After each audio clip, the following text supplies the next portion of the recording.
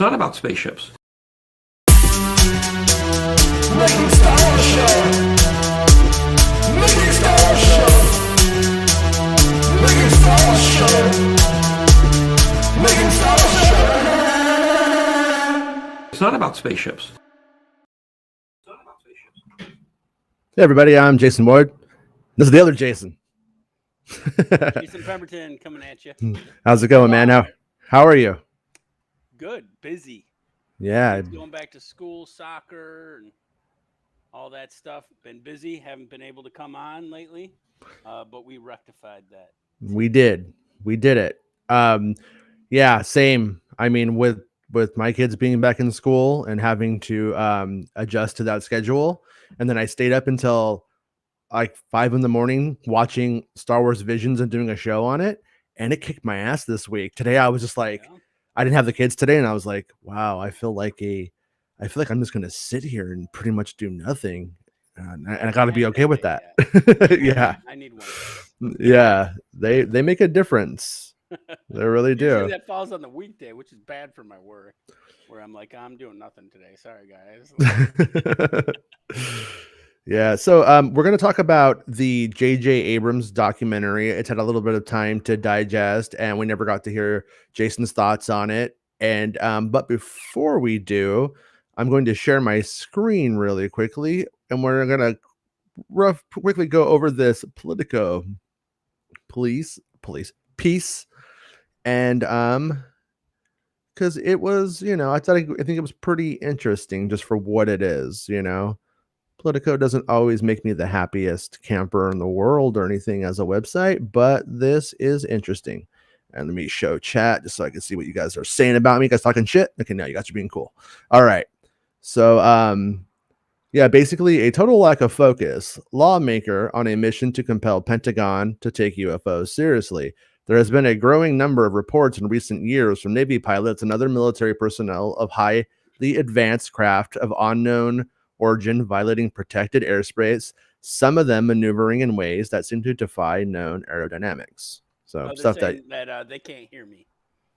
They can't hear you. Correct. Really? That is really interesting because I can hear you just fine. Let me see. Hold on. All right. Can you hear him? Jason Ward's fault, everybody. I want for the record to be known. Yeah, can you guys hear him now? Is he okay? Hold on, I'm gonna turn you way up. Testes, 1, 2, 3. Yeah, there we go. That should do it. They made some changes in Melon, and it's messing everything up today. If he's too low or too high, let me know, guys. Anyways, yeah, before we went to go start, it wouldn't let me start because a little bit more. Okay.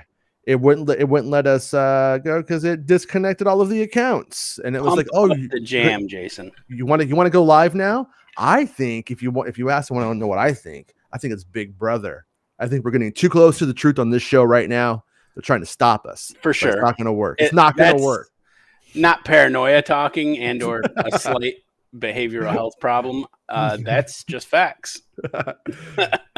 I thought this guy was about to vape when I was first reading the article. I was like, what is in his hand? Is that guy just hitting it in the middle of going dangerously close to his nose? And it is by Brian Bender, who sounds like he can party. But it just goes on, and it says a bunch of the stuff that most of us who follow the UFO stuff would know or should know. So you sent this to me earlier, and I did read it, and I did find one section of it pretty interesting. Is if you scroll down. That it is supposedly investigating whether or not that these unidentified aerial phenomena are basically related to a foreign adversary in some way. And then it just leaves it at that. It doesn't mention and or something else unknown, right? And or a possibility of this. So it's like, hey, and honestly, that's the whole thing Lou Elizondo, right? Chris Mellon has been pushing, and it makes sense because you're speaking their language. When you say, hey, they're making a threat to basically our safety, they're intruding into our, airspace, you put it into military type terms, they'll understand and easily accept it. Even the ones that are like, well, I don't believe in UFOs. Yeah, you're right. Hey, that's cool. We should investigate it, though, because it might be a foreign adversary. Oh, yeah, you're right. And then it gets the ball rolling, right?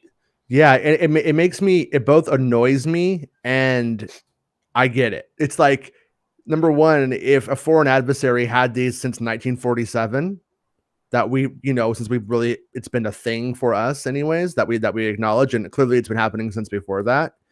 Well, I'll go into that with the documentary. Yeah. No, I have actually extensive notes here.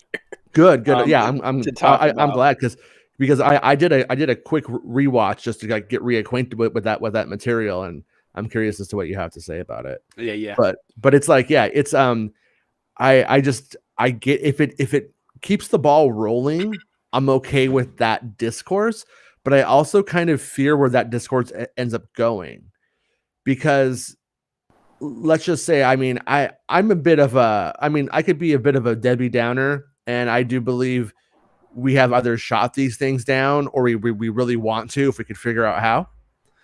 And I just feel like militarization and those things going together with this focus is really probably for the world a bad way to go about it. But at the same time, just ignoring it sounds like a bad idea too. So we're kind of in a shit place in a way. So what I think it really does boil down to is they realize it's a secret that they're not going to be able to keep much longer due to technology and just basically the public getting smarter. Yeah. Okay. And I think that they want to come out with information, but a few things that we've discussed before have definitely pulled them back. And that's basically a lot of the shady stuff they've engaged with in the past, the implications of that, right? And the fact that you have a, military industrial complex that's separate from our basically country's government, and right. it's operating on its own. It's an infrastructure that we can't control or have access to. We're not going to be able to get information from that. And then to say that would be to admit to that.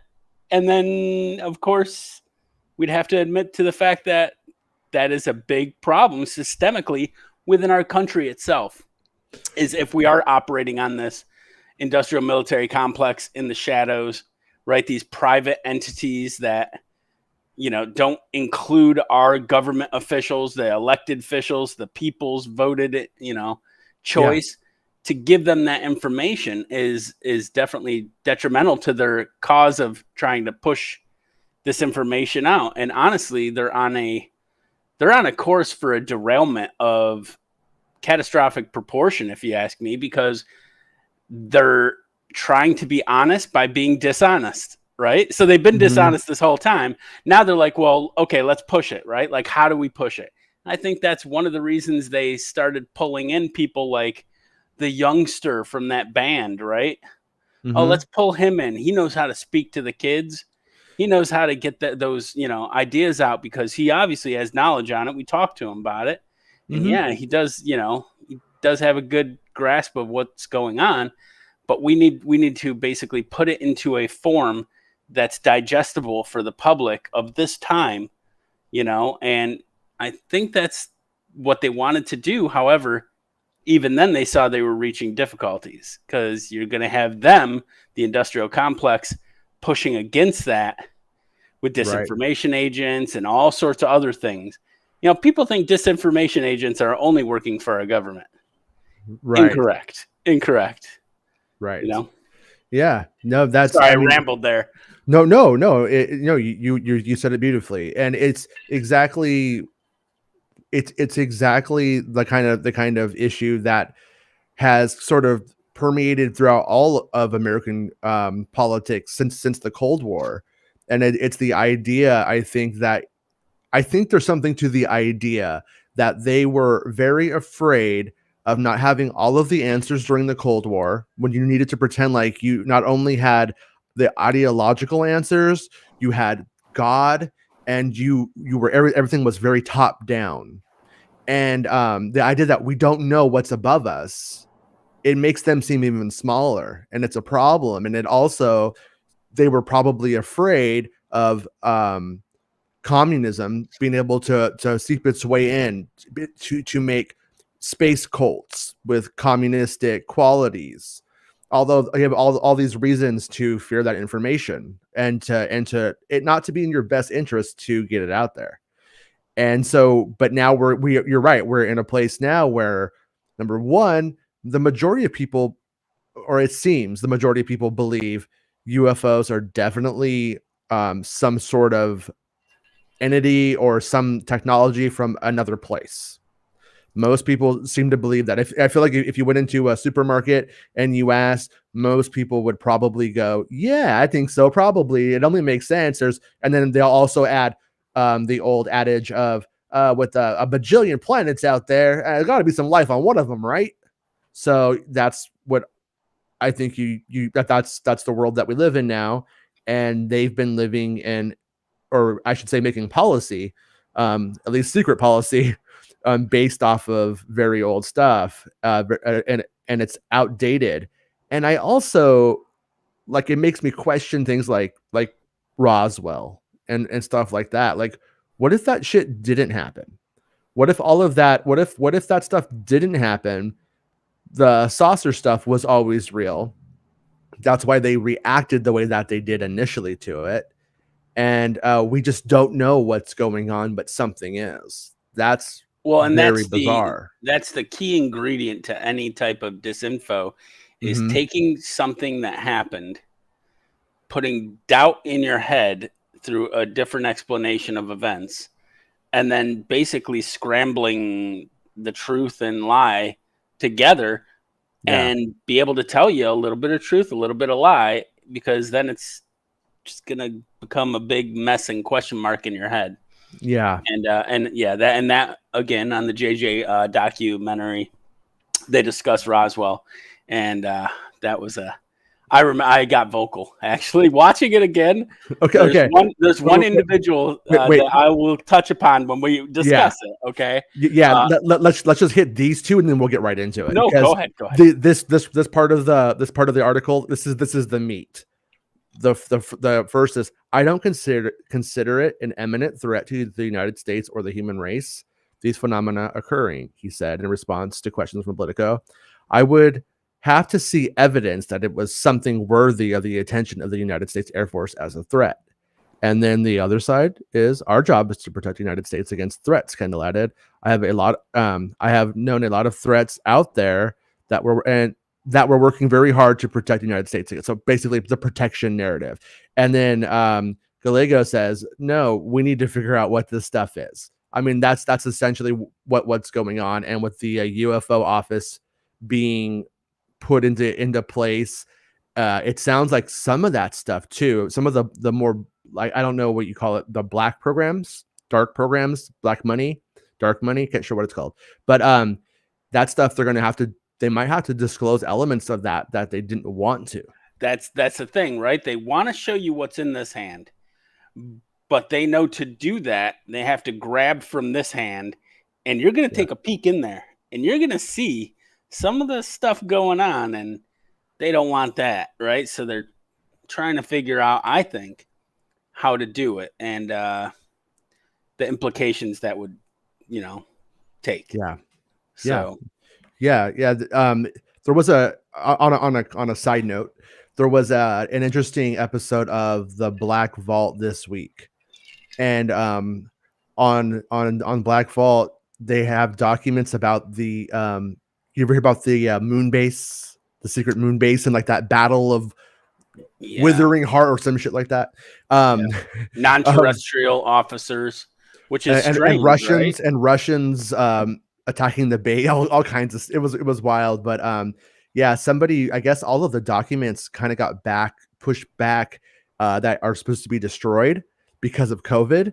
Somebody was able to get in there and do a FOIA and get the actual document that was referenced in the WikiLeaks articles about the moon base. And basically, when you see the other half of it, It's just saying, yeah, we don't know what you're talking about. We don't have a moon base. Like that would be rad, but we don't. And it was like, so it's like when you have the one half of it, it looks like there's a moon base. But when you see the whole thing, and like that's the inherent problem with like leaks, but also when dealing with misinfo, like you were saying, you put something real in there, and then now now it has this air of authenticity, but all this other stuff doesn't make sense. But it keeps you debased, it keeps you guessing, it keeps it in the equation, and it makes it harder just to do all of the basic math to understand the reality of what is going on. Sometimes reading, basically anything on the topic of the phenomena, right? Yeah. I feel like it's an episode of Blue's Clues, right? And I'm Steve, where I'm like, hey, we have a clue. One little clue, right? And let's look at this clue. And it's very basic, and your imagination runs wild with that one clue. And I think that can be said for a lot of the researchers out there, the investigators, if you will. They get a tiny taste or a snippet of information that can be taken multiple different ways, but because they have an agenda, they spin it into whatever they think is the answer. And then that gets out into the community, which, takes it and disseminates it. And it's just like Star Wars spoilers to some extent. Yeah, it really is. It really is. The people who will get, there's a Jawa in an episode, and then now it's the Jawa show. It's like, no, it's not the Jawa show. You are only seeing this one sliver that to be something, and therefore your whole perspective is now being dictated by that one truth that you have. Tomorrow in a board meeting, some Lucasfilm exec's going to be like, hey, listen, I got an idea. I had it last night. Jawa show. Right. It's called the Jawa show. The Jawas bring misinformation to Tatooine. Yeah. The son of Darth Vader does live here. No one will believe it, and that's how he stays there alive the whole time. Utini. They're like, the Utini. Yeah. They're like, you know what? Shelve the Obi-Wan show. We're reconfiguring canon. Call Ewan. Let him know. Ewan, we're sorry. You're going to have to refilm a lot of stuff. But yeah. That but looking back at a few minutes, I watched like the last 2 episodes very fast of the JJ Abrams doc again, and I want to hear about your interpretation or your thoughts on all of it for what you feel like talking about. But when I watched those last 2, I feel like they were making this documentary 10 years ago. Like, I feel like they were like, we have to roll right back into misinfo being a thing. Is it Stephen Greer? Is he the CE5 guy? Mm-hmm. Yeah, he has a documentary that's just like, the whole point of it is, don't trust anybody but me, Stephen Greer, and Lou Elizondo is a liar to you, not Stephen Greer. And I feel like, in a weird way, very political. Did Stephen Greer take these guys out and smoke a joint with them and buy them beers all night and be like, listen, guys, you got to hear what Stevie has to say? Because they ended up with the same thesis that Stephen Greer is selling. So, all right, let's roll into it. So I watched this originally when it first aired, right? Proud Showtime subscriber. Showtime delivers a lot of entertainment content that I enjoy. Such as boxing. This is not a plug, but if they want to pay for my Showtime, let's go. Anyway, so I watched it again, right? And today I binge watched it. Sat on my fat butt and I binge watched it again. And I did so right after a nap, so I was very clear-headed, ready to go, ready to absorb information. Okay. Right. I have my notes here. All right. So the start of it basically defines the entirety of this 4-part documentary. Mm-hmm. They're showing NASA footage of a different Apollo mission, and you're hearing audio of them describing basically a gasket bursting or something that burst off of the shuttle and then was flying overhead. And they knew what it was. Everyone knew what it was, right? They were asking questions, but it sounded dramatic. It sounded theatrical. And if you can add some ominous, dramatic pauses and footage to go with that, you have a cinematic type experience. Yeah. Right? So it's not exactly what happened, but it's what looked good, what sounded good, and what they could sell. And I that's think not that a documentary. And that's exactly right. That's actually a slap in the face to real documentary filmmakers, okay? Yeah. That uncover hard facts, show these facts to the audience in a entertaining yet truthful way. Yeah. This is more of a, we don't have the facts, so we're going to take whatever we want, make it sound good, and then sell it. And I'm not buying, frankly. JJ Abrams, I know he produced this, and it does have a taste of high quality to it. It really does. Sure. And the interviews within it, the people they interviewed were good / who the fuck are you? Yeah. Why are you being interviewed for this? Question mark. So after the astronauts, it cuts to a bunch of fake, basically third, false of the moon. I don't want to say their full name, but I think you get who I'm talking about. Footage of UFOs that are obviously faked and or previously debunked within the community. Okay. But gosh dang it, didn't they look dramatically cinematic? And that's why we're going to put them in there.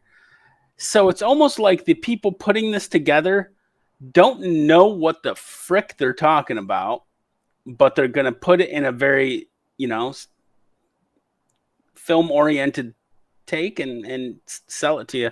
Again, not buying it. Anyways, okay. So no, that it gives no credibility, though, to the rest of the documentary. No matter what part you're looking at, I'm still knowing that they're putting up already publicly known hoaxes as truth. I'm not positive. I think I'm just saying, there's a lot of people that do that, and they're called out for it. I'm calling out this documentary for doing that because they should have done their research. They should have actually gotten people who knew what they were talking about and had them sit down and help with the whole narrative of what they're trying to say. This, like I said in the beginning, was a whole bunch of misinformation that just sounded good, so they're going to put it out there. And also, it didn't have a definite, answer to anything. It seemed like they wanted to, in the first part, build you up into believing into shit, and then the second, the last two ones, beat you down and be like, haha, don't you feel stupid, you idiot, and then spit on you. It felt like it was protecting its own ass in case this is all bullshit or something like that. Right. And it's like, no, it's like if you're making a documentary and your documentary has a thesis, it can't be the switcheroo, which is what this did. And then if you're going to show fake footage with real footage, and then if at some point they had delved into the high amount of fakes, the disinfo programs that have happened, and then about how that stuff sits next to the real stuff or the unexplained stuff, and how do we contend with that? And that was a big question it left off with.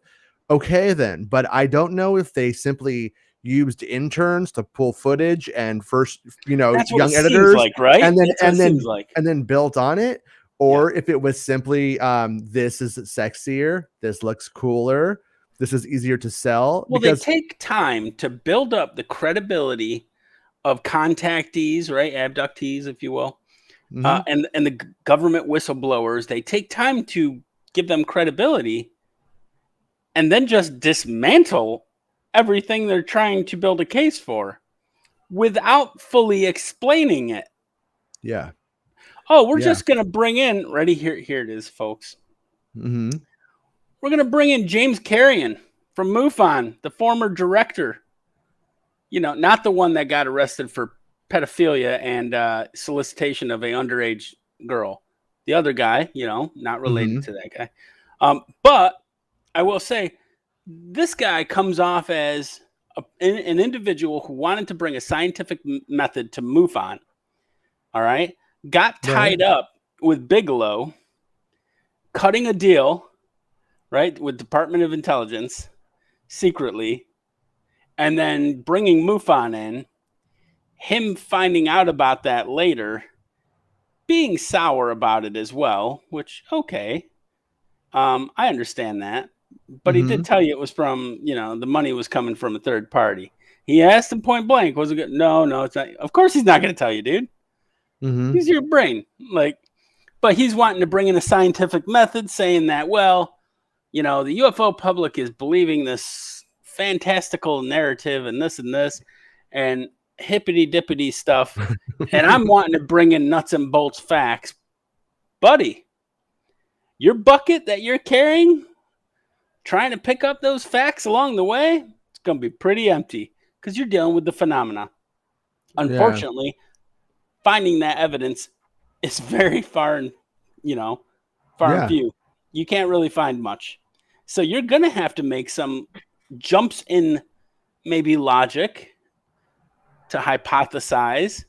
You might not get the full answer. And I think this guy, honestly, is a guy that hit a wall of information and disinformation, didn't know how to discern the two, got frustrated with it, burned out, then left and got burnt out.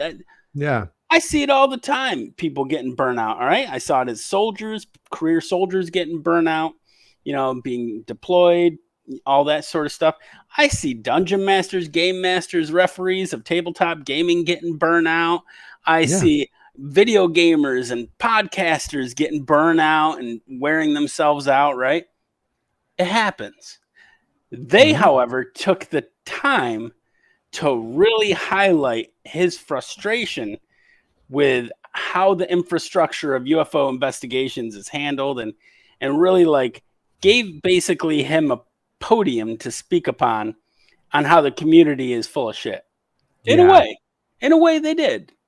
Yeah. And a lot of, to some extent, a lot of it is full of shit. And I get it. I'd say 95 to 98%, absolute full of shit.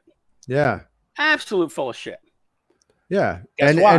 But there's a responsible way there's a couple percent chance that there's some weird stuff. That really is going to be mind-blowing information if we ever get a hold of the facts, right? But you're not going to until it wants you to. That's my theory on the phenomena. We're going to know about what's going on when it wants us to know. You're going to see the phenomena, not when you're wanting to see it. You're not going to be able to necessarily go and do what you want to do. No matter how many CE5, sessions you have, you might not have anything unless it wants to have it with you. Sure. You're not in control. That's the bottom line.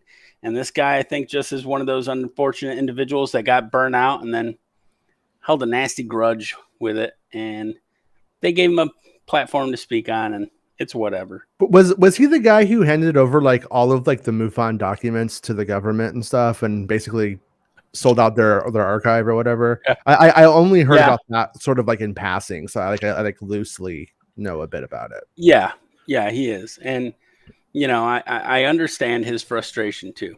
I do. If you haven't noticed on UFO Twitter, by the way, in chat, give me a shout out. If you're on UFO Twitter, let me know if you check that out, because we do, right? But if you've noticed, it's been quiet, hasn't it? Yeah. But for the most part, really quiet.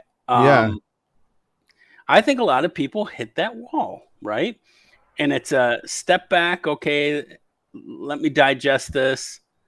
The thing is the powers that be and the phenomena itself, I think, does that in a way on purpose.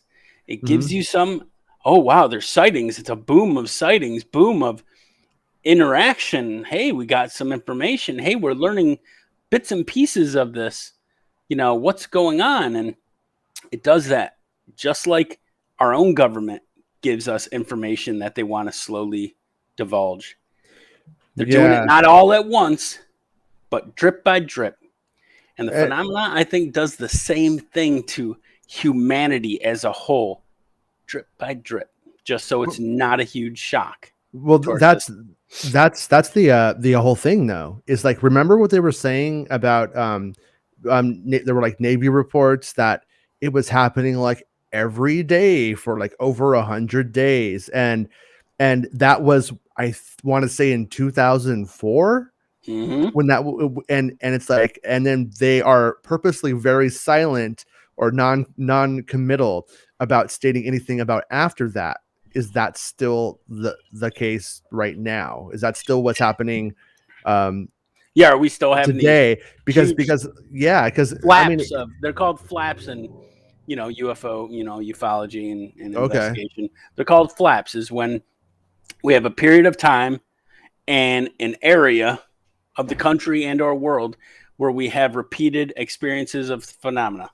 Yeah. So repeated, sightings of UFO, UAP, repeated experiences of abduction, that sort of thing. So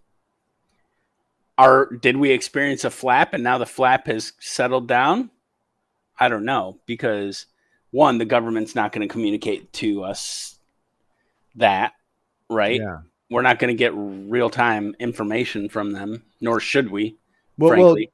when it comes to that new UFO office, are you optimistic about it or are you pessimistic about it?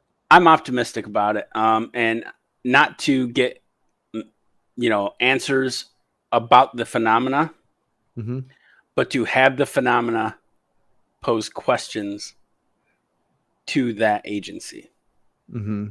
If they're actually looking up, guess what?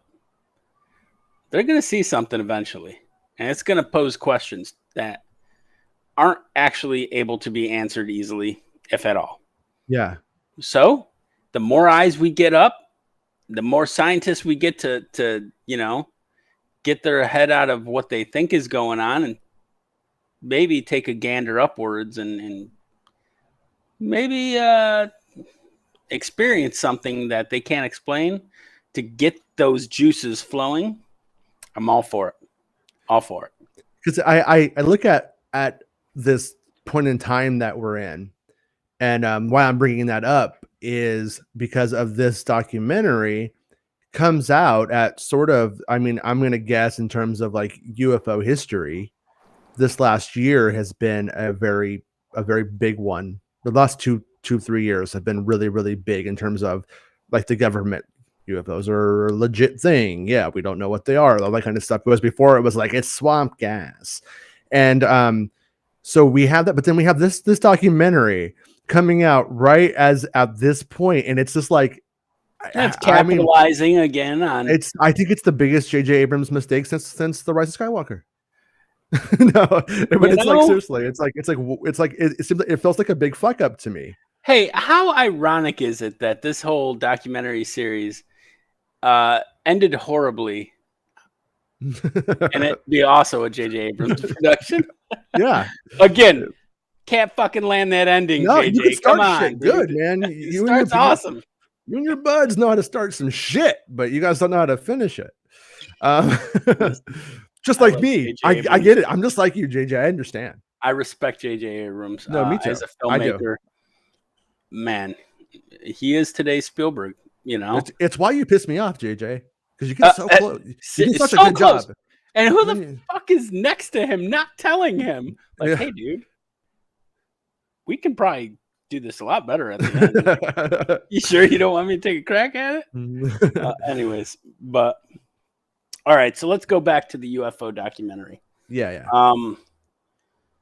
The last 2 episodes, again, it starts off, given this whole breakdown of what they just built you up for. So if I build you up and then break you down, build you up again, break you down, what am I doing to you? I think you're getting me in your cult. If you don't let me sleep, I think I'm in a cult. I'm essentially conditioning you. Yeah. Okay. I'm conditioning you into a pattern of thought and belief. Because I feel that they want to definitely push a certain agenda. And they reached out. I feel that JJ was probably reached out in one way or another and was like, hey, this thing's big. We need to get a message out. We'd like to have your help with it. And Like, I don't see that being an unrealistic jump in logic or hypothesis to say that. They've done it before, supposedly. I know for a fact they've done it before with, information to get the public into a certain understanding that they want to have. They want the public. Tom DeLonge has confirmed that, and the people he works with and was working with, he couldn't have been making that up at the time he said that. If you don't buy anything that Tom DeLonge says, that's the one thing is Tom DeLonge could not have went and said the things that he was saying in that way and have been working next to Lou Elizondo at that time. It wouldn't work. Which, by the way, on a side note, I think it's complete bullshit that they're giving him shit about writing that book, the memoir. It's like, if there's more UFO information in there, then if he profits off of it, good, and so do we. And if there's not, then who cares if he writes the book? Yeah. Right. If it's here's my time at Guantanamo Bay. Okay. You know what I mean? There's not really there's not a who gives a shit kind of thing. Honestly, I think Lou's a smart man. I think whoever he uses as a ghostwriter, if he does use a ghostwriter, he will for sure. I'm sure he will, right? Because it's not easy to be a literary expert and know how to craft a book. Okay. Yeah. And have the time. And there's nothing wrong with that because the ghostwriter works hand in hand with the person that's writing the book. Okay. And essentially just knows how to guide them on the path of what a reader expects when picking up a book. And I personally would like to put a shout out to all the ghostwriters out there that don't get the credit they deserve. You all do amazing work. And Thank you. You all, Thank you know, you no, I've done it. Yeah. Have you really? For articles? I'm under NDA, but I did one even during the pandemic this last year. I hate it. For the record, I fucking hate it though. Yeah. So hey, shout out to you then, Jay. Shout out to you. Yeah.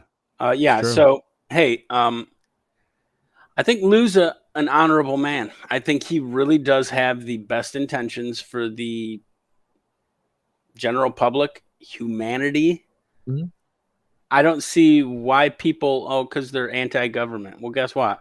Those fuckers that won't wear masks are anti-government. They the smartest people you ever met? No, sir. Okay. I mean, there's a time to trust and a time to question. I mean, it makes sense. I revect them in a tampon. I mean, it solves all the problems. That's right. That's right. JJ is the next Spielberg. Blasphemy, James Kruzek says. Hey, he was, and he is. His style of filmmaking, I think, definitely has been an influence to what we see cinematically throughout all sorts of directors. Whether his ability to craft a story is on par with Spielberg. Yeah, right? I would take that with the caveat of this generation's Spielberg. This generation, by the way, pick up the phone, you suck. So I mean, take that. It's this generation's Spielberg. Yeah, which not as good as our generation. Sorry, guys. No, not really. Unfortunately, at least not yet. I mean, he's not done. He's not done, but we'll have to see. He's not. He could have his what do they call it? Opus. But is he gonna? The question is he gonna end up making Schindler's List or his own, or is he gonna remake Schindler's List? Poor JJ. I think he has a lot of talent, and I think that I do too. That he will get a project that really gets him. Hey, when Spielberg first started, there was no one else like him. Yeah. JJ starting when there's people like him. Yeah. Yeah, and he's still carving out a name for himself. So, hey, love the dude. And I love his enthusiasm for the things he does pick up project-wise.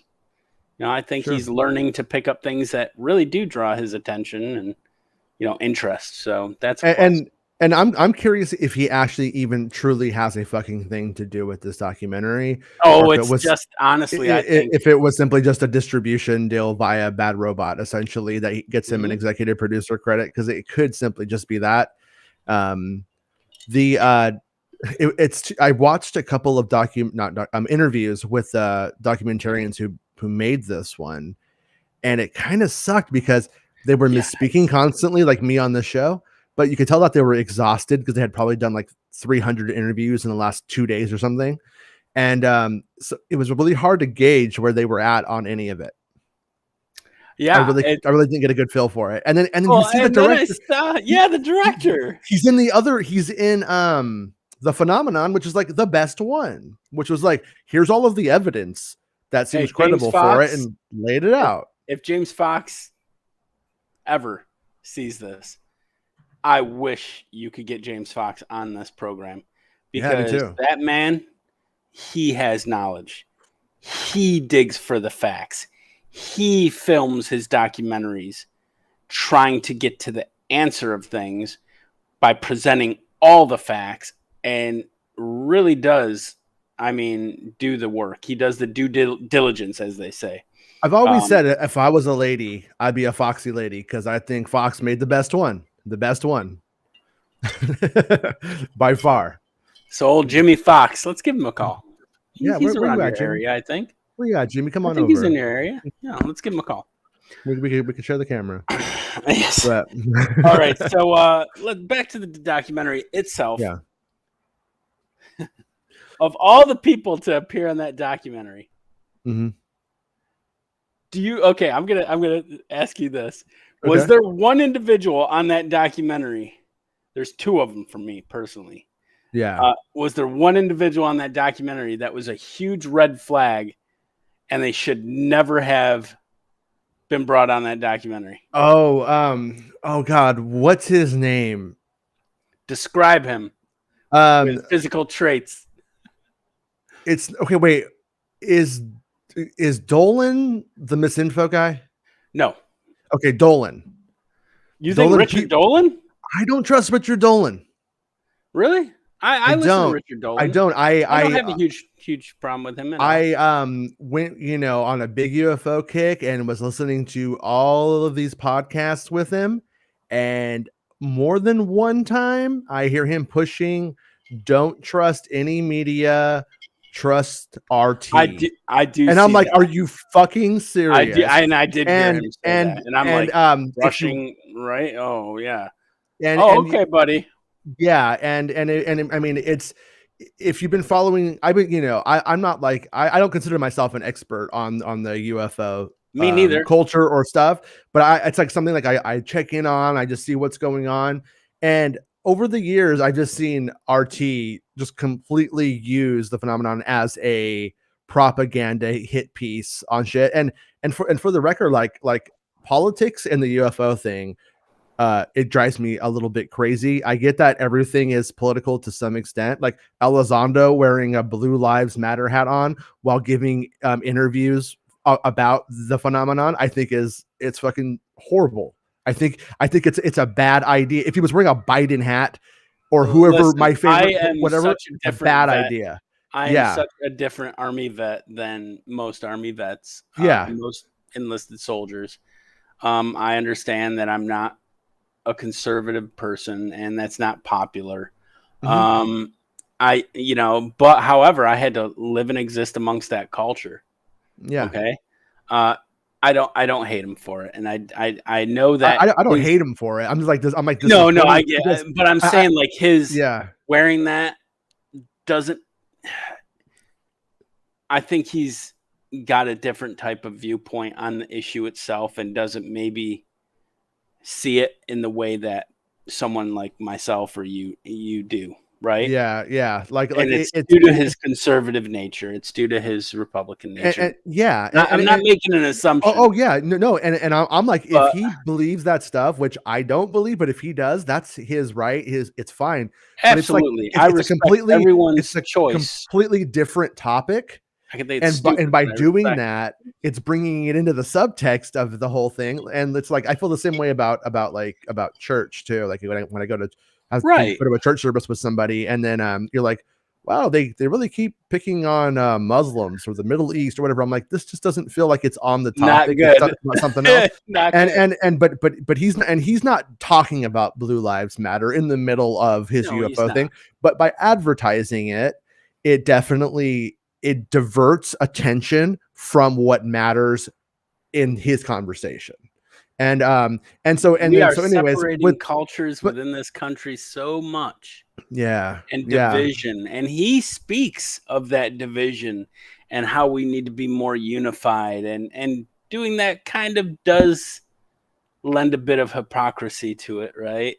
Yeah, it might. I mean, maybe he just wears the hat all the time and didn't even realize he was doing it. But I it is respect my law enforcement sure until same. they deserve not to be respected. Yeah, a lot Right? of cops are shitheads, and a lot of cops aren't. I mean, it's You just, know, it's the they're world that we live human, in. so Yeah, they I'm it in washes the. out. I have grown to be such an old asshole. Let me tell you something, Jason. I am in a fight club mentality with everybody. I'm like, you are not a unique, beautiful flower. You know, you are a piece of shit, just like everyone else. I have grown to almost adopt that as a person. I think that, you know, everyone has an agenda, even me, and it sucks that I know that I have an agenda, right? Like, I'm going to tell you every day. Yeah, but it's like exist. it's like when you identify one, you don't have to flip out and go like, no, Right, and that's the I see thing. through the lies. Right, and that's the thing is I don't have to berate them because they have that freedom within this country to have that choice. Of course, when it crosses over into any type of violence, then that's an issue, right? That needs to be addressed. And I don't You know, support it. and maybe I'm being too hard on Richard Dolan. Maybe I am, but when I he seems like a chill dude. He's from my home state. He's from actually like the next city near my hometown. Of Seneca Falls, Waterloo, New York, you know, where I grew up. He's from Rochester and Syracuse area. So like I relate to him on that level. He seems like a nice guy. He seems intelligent. He knows a lot about the history of ufology. Oh, no doubt about it that he itself. knows. Yeah. He just seems like he's been maybe drinking from the same trough for too long because he's starting to maybe believe some of the bullshit that gets thrown in there once in a while by the horses. Well, I had a theory about him as I kept listening to podcasts with him and kept hearing him say those kinds of things. I was like, maybe he got so disenfranchised by the way that the United States has handled the topic of UFOs that maybe he seriously started to essentially think that Russia was better for that. I mean, you look at it like in terms of Jonestown, the Jonestown massacre. He was like, Jones was lying to everybody, telling them we're going to take you guys to Russia. You know, as Guinea was there, Gaia or something like that. Gaia, wasn't working out. But all of those people who were like, you know what, capitalism has failed us. A lot of them were Black Americans. Like, capitalism has failed us. We're going to move to Gaia with this guy, and it's going to give us a second hope. And then once they were there and it wasn't working out, they're like, oh, he started selling them on Russia. And they were like, yeah. And so like, you could see that that kind of stuff does happen. Totally. Because we have that, and it's that Coke or Pepsi mentality. If this doesn't work, then this might. And he's a really intelligent dude, though. So I'm not in any way saying he's a fucking moron or anything like that. No, I just think that when he started saying the RT stuff, I'm like, man, I don't know about that. Like, that's one of my buttons. When you start believing the government's doing this and that, okay, when you really learn what the government does, right? If you learn what the government does and all of what they've had to do to protect your freedoms, okay? And you put it into the wrong context, you can definitely put it into a perspective of untrusting, right? You know, yeah, for sure. Not wanting to have an allegiance to that.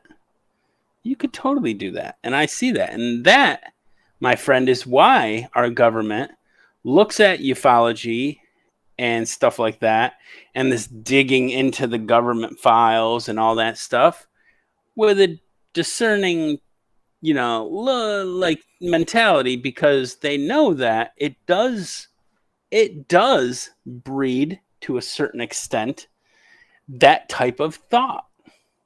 Yeah. Right?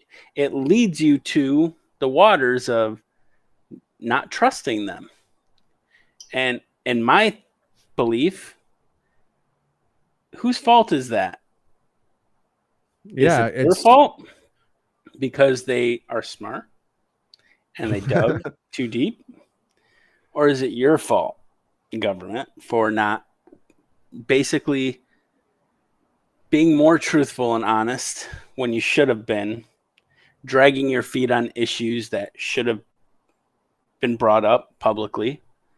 I think that there's a lot of blame to be put on the government for that. However, in the end of the day, a lot of the times they did stuff to protect us, protect our freedoms, protect our way of life. Well, if it's like, if it's, for instance, if they're testing a military craft and they don't want any of it to get out, if it's the stealth fighter, for instance, in the 80s or something like that, or what is it, the TR-7B that they say exists but might not, and if they're trying to keep something secret, and then you think it's a UFO, then they're happy with you thinking it's little green men, as opposed to it's them testing out something that they got. And I get where that governmental agency was protecting that information comes from.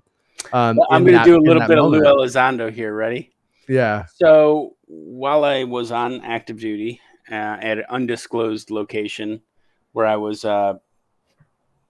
based out of, a fellow soldier of mine, which I will not name, was actually a non-believer in any of this. He was Dua Lazar, Sergeant Dennis. Yeah. Dennis, Sergeant remember Dennis? Yeah. No, I don't even want to name him. So he was heading home. Again, he's not a believer in the phenomenon, nothing like that. He was straight shooter. Right. Kind of the type of dude that's like a wild child, could care less about that shit. Has other things going on, essentially, right? He was on a major highway and near base, looked up, and it was just at that dusk point, right, where it's not day, but it's not night. It's got that dusk-like setting, and he saw a shadow of a triangle that was, according to him, at least the size of a football field, with no lights that he could see, but it was hovering there. And as he was driving, he did see it moving slowly, but it was a fully formed triangle, he said. And he told me that, and he goes, but it's probably just the Air Force, so I don't give a shit. And he totally fuck that. I found it funny and interesting, right? Because knowing this field, and I didn't necessarily divulge that with everyone, by the way, in the military. Get a lot of crazy looks at you. Right. But I did some because I'm not shy. And I did. And so he told me, and I was like, oh, interesting. And I believe him 110%. Okay. Yeah. I totally believe that the TR3 B. Yeah. I think it's TR7. Is it 7B, or am I making that up? I don't know. The TR. We'll call it the TR. I totally think something like that. I think there's multiple versions of something like that. Blimp technology as well as craft, technology. Whether it's anti-gravity, I don't know, but I definitely think it's real and it's out there, because I know my friend saw it and I believe him. I was talking about the show to a family member, and they told me in about they said it was about 4 years before I was born, so it's probably like 1975. Mm-hmm. They were out and they were looking out towards Long Beach, and they saw a triangle.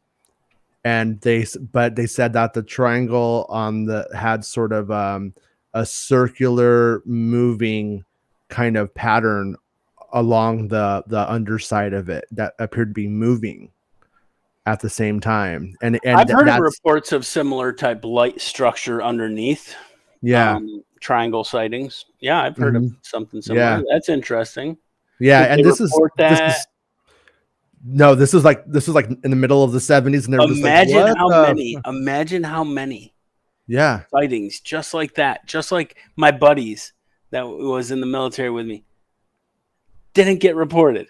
Yeah. Right? Like, yeah.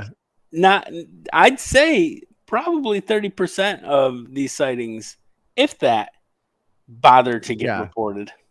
No, it's I mean when you look at it, it's almost like, I thought about this the other day. It ended up being nothing. A neighbor of mine was dealt with it, so it was fine. But I was doing this show, and I heard I was doing I was doing a show, and then the neighbor right here outside my window, my neighbor lives obviously, and in the house next door, and these people start fighting. These people start fighting though, and you can hear it on the stream. And I was like, do I call the police? Because I couldn't really tell what it was. And then I got a text message from them, which I could see on the computer, thankfully. And then they're like, there's people fighting. I was like, are you calling the police? And they said, yeah. And I was like, okay, I'm all they're like dealing with it. But sounds like that shit'll sort itself out. It sounds like that shit'll work out itself. But no, but yeah, so they dealt with it. I was like, okay, fine. But point is that I had a do I or don't I report moment. And when you look at it, like in that situation, I was like, oh, somebody could maybe get hurt tonight. I should report it. That's where I was coming from. But when you look at it from the UFO phenomenon's perspective, what incentive would I have? Right. Oh, they might call me a hero and say I reported the most amazing thing. No, they won't do that. They might call me fucking crazy and fine me for wasting police time or something. Or I'm having to give them my information. Yeah. Like, so it's like, when you get down to it, there's not really necessarily with stigma involved, really a lot of incentive too. That being said, is it true the Making Star Wars show is giving $1 for every credible UFO report? Oh yeah, of course. Of course. We have program folks getting set up now. We're gonna give what was that one? Oh, there was some crypto that was just complete bullshit. I was gonna say we're gonna give out that crypto. Was it Dong Coin or what is it was that room? I can't remember what it was. It was like the one where the guy goes on stage and he's like, Woo-boo! He did like an Oprah thing. It was really embarrassing. I shouldn't even have went there. I can't remember what it's called. But anyways, yeah. So remember how I mentioned that there was 2 people in that documentary series that I really despised? Yeah. Who are they? This is the shit talking episode, apparently. Leaning close, everybody. All right, here we go. Here's the first one, the biggest one. I'm going to give you right away. Richard Doty. Mm-hmm. What a Richard Doty piece of garbage. I confused Doty and Dolan on accident. That's why I had to ask him. The whole time this has been Doty you're talking about? No. It's been Richard Dolan. No, but Dolan and Doty, I just fuck the names up. I switch them up all the time on accident. So if you didn't know, Richard Doty was he was a U.S. Air Force intelligence, I do believe. Was it Air Force? I think it was. I think it was because the guy he fucked with was outside an Air Force base. On that one documentary. So. But he was disinformation agent. Yeah. Right? So, and he definitely caused a gentleman essentially to go off the deep end by feeding him disinformation and misleading him and then telling him some truths. And then all the meanwhile, they're trying to protect the secrets that this guy was getting close to by picking up broadcasts from the nearby Air Force base. Okay, so Richard Doty to me just comes off as always in every setting I see him in, he comes off as the biggest fucking slime ball ever. I'm sorry. Am I allowed to swear on this podcast? No, Fuck yeah. I always wanted to ask Fuck that. yeah. I know I can. All right, so comes off as this slimy used car salesman that's going to tell you anything you want to hear, and he's going to mix in a little bit of truth with a lot of fiction.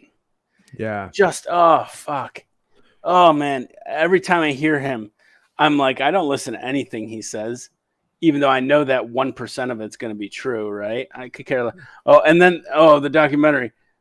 And then they had one of the bodies alive or whatever he said. And I'm like, really? God, gosh. Oh, you're going to feed into this bullshitter artist? Like, he's a literal con artist of a person trained to do so and will carry that on. I am in no doubt,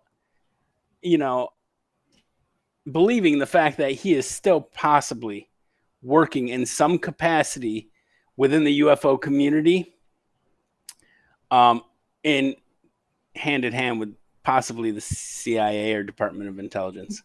Well, I have two things about him, and the first is, if you were part of Disinfo and you admit it or whatever, and then that's out, it's done. Now I think it's time.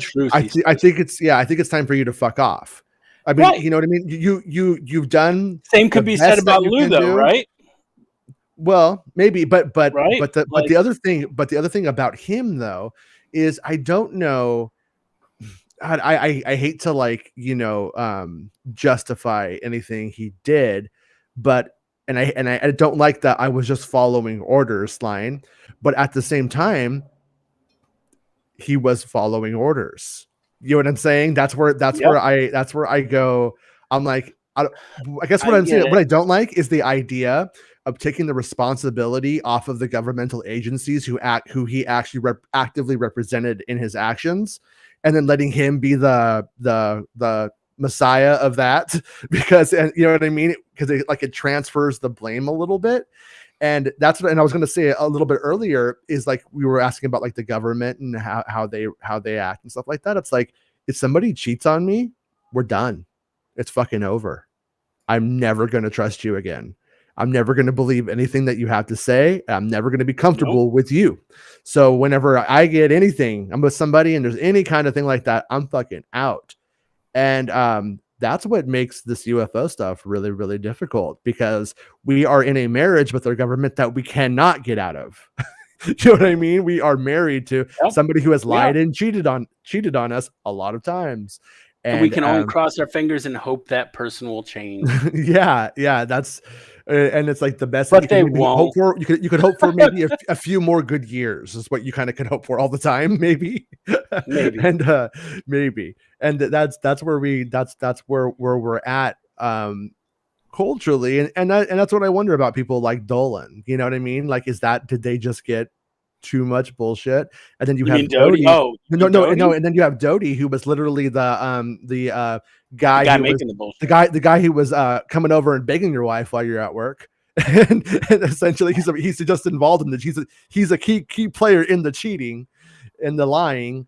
And it's a difficult one it's a hard one. But yeah, I don't know why he gets, like, why he speaks at things, why people want to hear what he has to say. Even people, because he says, but this time I'm telling the truth. People are so fucking desperate in this UFO community. Yeah. So desperate. Right. For information, for that answer, for that deathbed confession from someone. They'll just take anything. If I said to some people, I have, and what's up, never mess with Doug.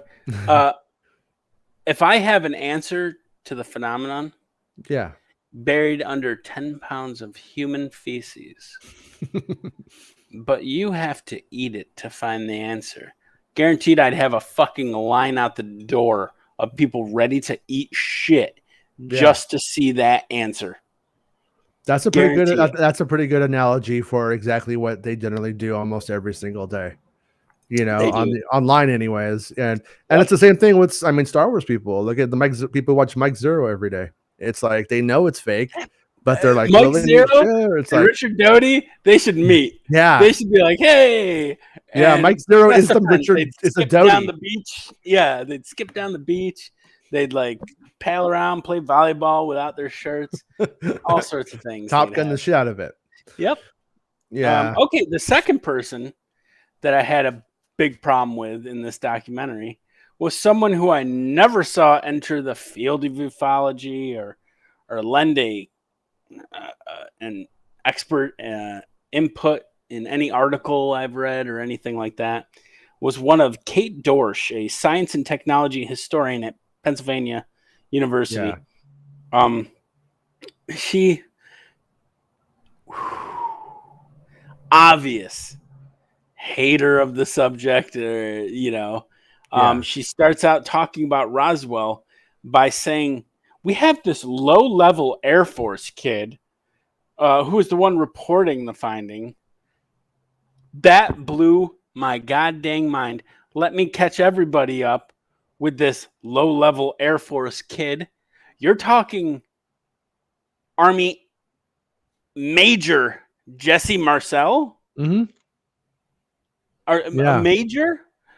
Low Young level. Air Force kid, low level? Really? So that tells me that you don't know what the F you're talking about. Or you're just spinning it. Or you're just spinning. Yeah.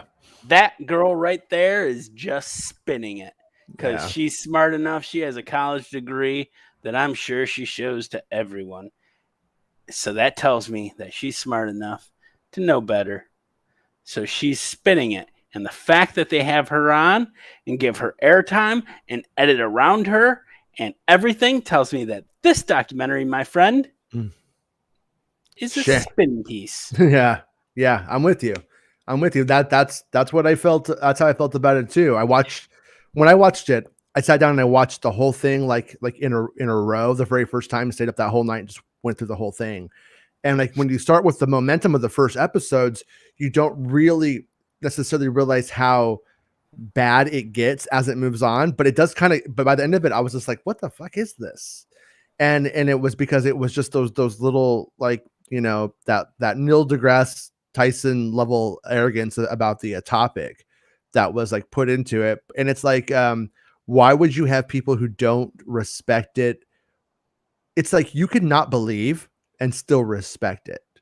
Respect the concept that people believe this thing is going on. Like I could, you could tell me that you worship an alien god named Zigzag, and he smokes You weed too? all day. Yeah, and he smokes Brother Zigzag. of the fold. It's been a Zigzag long time. smokes a Oh, lot of no, you weed. don't? Oh, Yeah, it's a ganja cult. And and oh shit, I wish. I can't. and if it's what you believed, then I'm gonna, well, hey, I'm gonna respect your belief in it. And you know what I wouldn't do was participate in a documentary about it, because I either don't know a fucking thing about it or I think it's a total sham. So why are you gonna go in and pretend to be like an even killed person on that topic? That's where I felt like they just interviewed almost everybody they can get, and then just took the sauciest of lines, the for sauciest it. takes, right? Yeah. The sauciest clips. Episode 3 opens up with an obvious tinfoil balloon, a letter type balloon. It looks like a letter. Yeah. It's fucking obvious. And then the person is speaking, I think it was maybe French, possibly, but the subtitles are like, oh my God, it's so beautiful. And then they cut that. It's like, God damn it. This is obviously where they're like telling the audience, look at this balloon. This is an obvious balloon. Yet look at what this guy is saying about this obvious balloon. Aren't they stupid? It's just You like when I watched that. It was like when I watched American Beauty and that kid was watching that fucking bag blow around. I felt the same way. It's the most beautiful thing I've ever seen. Yeah. I will never not think of Not Another Teen Movie when I see that bag. what do you call it? They really I think just missed an opportunity with the budget that they had, and also like Well, also the staff that they have, right? This is multiple people putting this documentary together, these Yeah. interviews. And here we have the phenomenon by James Fox, right? And that's one man essentially putting this all together, right? And that's why it takes so long for him to get to do something like that. Mhm. And yet this asshole can just pump out fucking bullshit agenda shit like in 3 months time, right? Like when Yeah. you heard, oh, a documentary's coming, then 3 months later, right? Here it is. Well, Like, I it takes started. years I for mean, James I, Fox I, to do something. no, I have like true like real questions that I probably by the time I get the answers I probably won't care about anymore with this one Oh, because so it's you just are so. going to emulate then one James Carrion, the former move on. Yeah, no, it's like the way that they kind of I don't know if discrediting Elizondo happens in it, Yeah. but I wonder if the manufacturing of this documentary as a text came about at the same time they were saying that Elizondo was full of shit, and then it was essentially locked. Developments happened. Yep. They can't fix it think now. was that reeked of basically them being like, hey, by the way, get some dirt in his eye, as So, Spider-Man would say. This Put is some dirt in your eye. and I think that they have an opportunity with the developments that have happened to sort of save the whole thing. If they did one more episode with the documents that came out, and really No dealing offense, with, I don't want that production team to come anywhere Yeah. near the top I'm because they're obviously fucking clueless. yeah. I mean, maybe they had I doubt it, but maybe they had maybe they've seen their ways. Maybe there was just some obstacle that turned it into that. But yeah, but I'm with you. I don't think that's going to happen. But I don't either. But yeah, because I mean, because like we just have to wait until James Fox's new documentary comes out. I know he's working on it, right? And it's about the case that's took part in Brazil. And I do believe it's going to be excellent. Yeah. I really would like to get him on the show. We need to. Matter of fact, Jason, I say you and I'll include you in a tweet, and we'll reach out to him. But like, hey, dude. Yeah, well, check first and see if his DMs are open. That's usually the easiest way. If Is they're that? open. I'm gonna publicly ask him. No, I'm just joking. I'll DM. Yeah, if his DMs are open, then it'd be way more on the positive side, or more likely to happen, I'd say. But yeah, I think that if they were to do another episode, like I said, it may save it. They probably won't.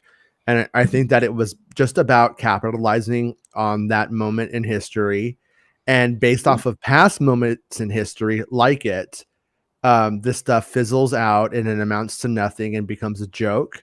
I think I said that to on the last appearance I made on your show, something like that.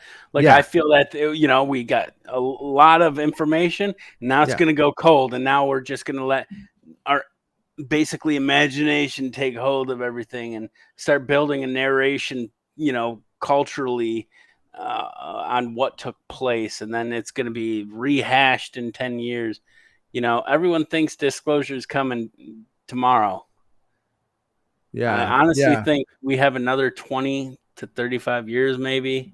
Well, in or anything publicly gets announced by any government entity about this. Sadly, I think until we could become one nation, as a planet,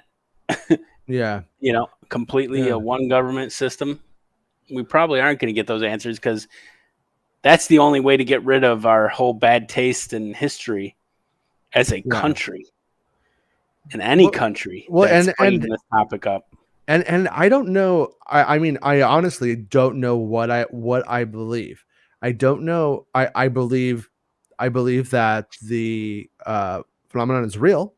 That I believe, but I don't know if I believe that the government daddy idea that fathers knows best and knows what's going on.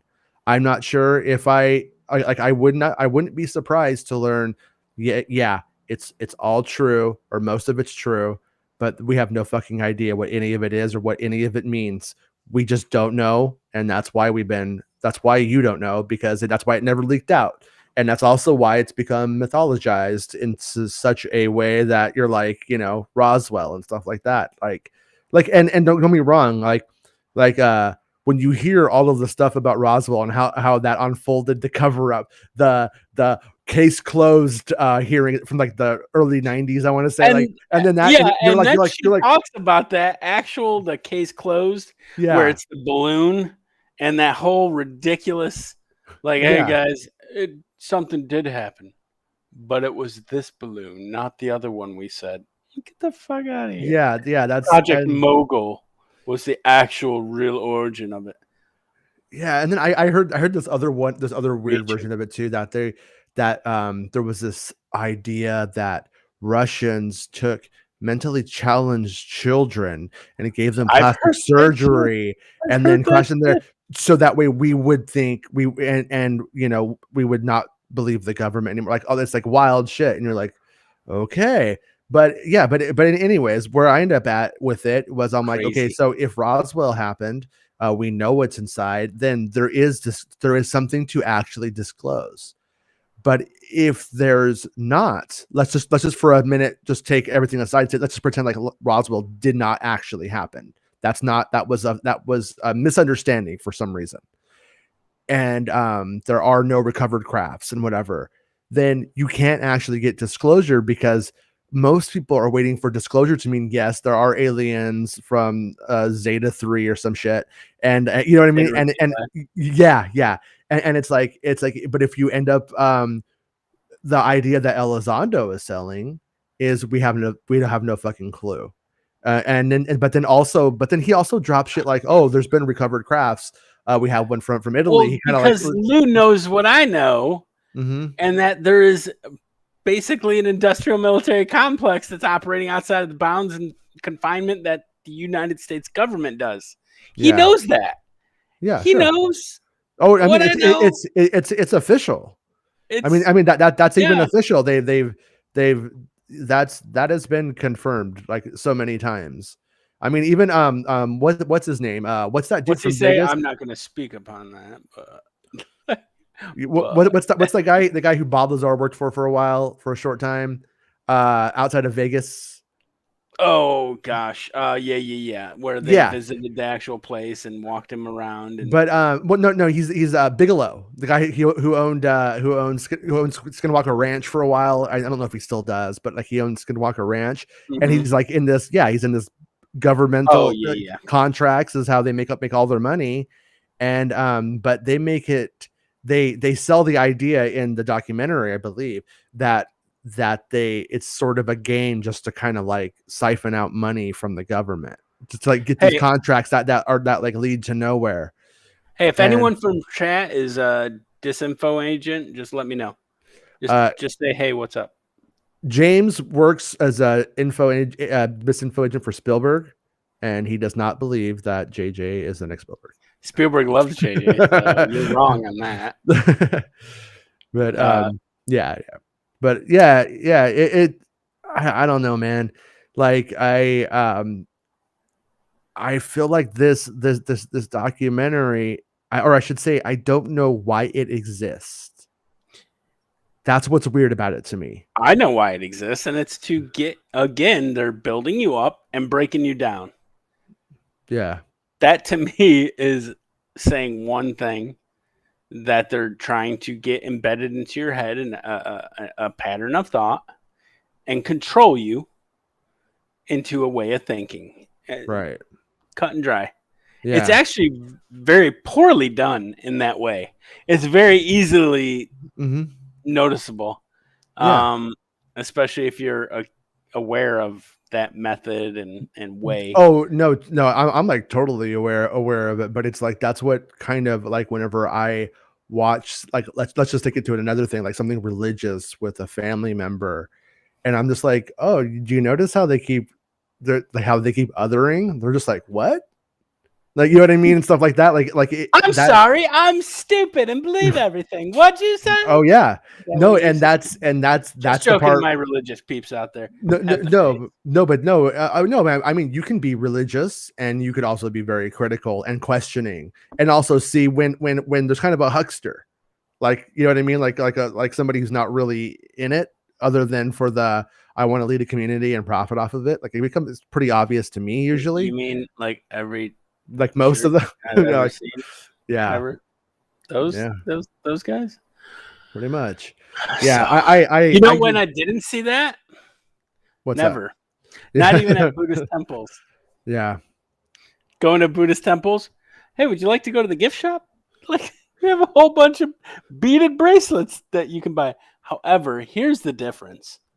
You're actually giving them money for the food and stuff that the monks use. And Yeah. but again, like, there's a difference, right? Like, Yeah. that monk is not then getting into their Cadillac, driving home to their mansion, and taking a private jet to Italy to bring his girlfriend somewhere. It's like, there's a difference in religions. Yeah, I was interested in learning transcendental meditation, and you totally should. But when I was like looking into it, and I found like, how do you like officially do it? And when you want to officially do it, you're gonna need like $3,000 or $4,000 to like go to the actual place.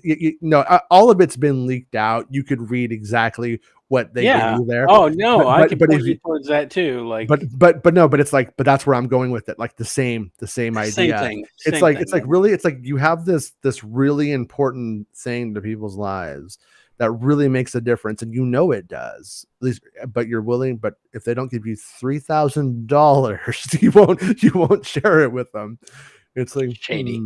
Yeah. Did I ever tell you about my meditation possible out of body experience? Did I tell you about that? I think we talked about it on the show a little bit did we? once. Then And no, but then I think but then you had a development, and that was that you saw. I think, did you tell me? I think you told me in a DM that you saw, you started to see a form. When I was younger, I was really heavily into to meditation and meditative practices, and I learned basically the proper way to do meditation and when to meditate. And if you didn't know, you do it in the morning to try to basically foresee the day's events and how you're going to handle them, and prepare yourself essentially for life. Mm-hmm. And then in the evening, before bed or whenever, you kind of take a look at the day's events and how you reacted to them and how you could maybe do things differently. And there's little things like making sure to take a shower before you meditate and be clean and meditate in a proper sitting position, and using all sorts of pressure points. So I started really delving into meditation, and I loved it. I did it all the time. I did it for a few weeks, like almost religiously, right? And I remember it was fall, kind of I'd say approaching just past Halloween, I want to say, approaching Thanksgiving time frame. And I one evening, sit down, I go ahead, I light my candle that I had, and I'm doing my meditation, and I'm in my apartment alone. This is before I had kids. Oh, so there's some sweet sax playing. Sweet sax playing. Sorry, you lit candles, and you were had no kids. I figured it was like that environment, right? Like, yeah. Glorious life. And so, and as I'm any parents out there, you know what I'm talking about. Oh, I know what you're talking about. No. Yeah. So as I was meditating, probably about, I'd say not even 20 minutes into it, I really start getting into a good pattern. Okay.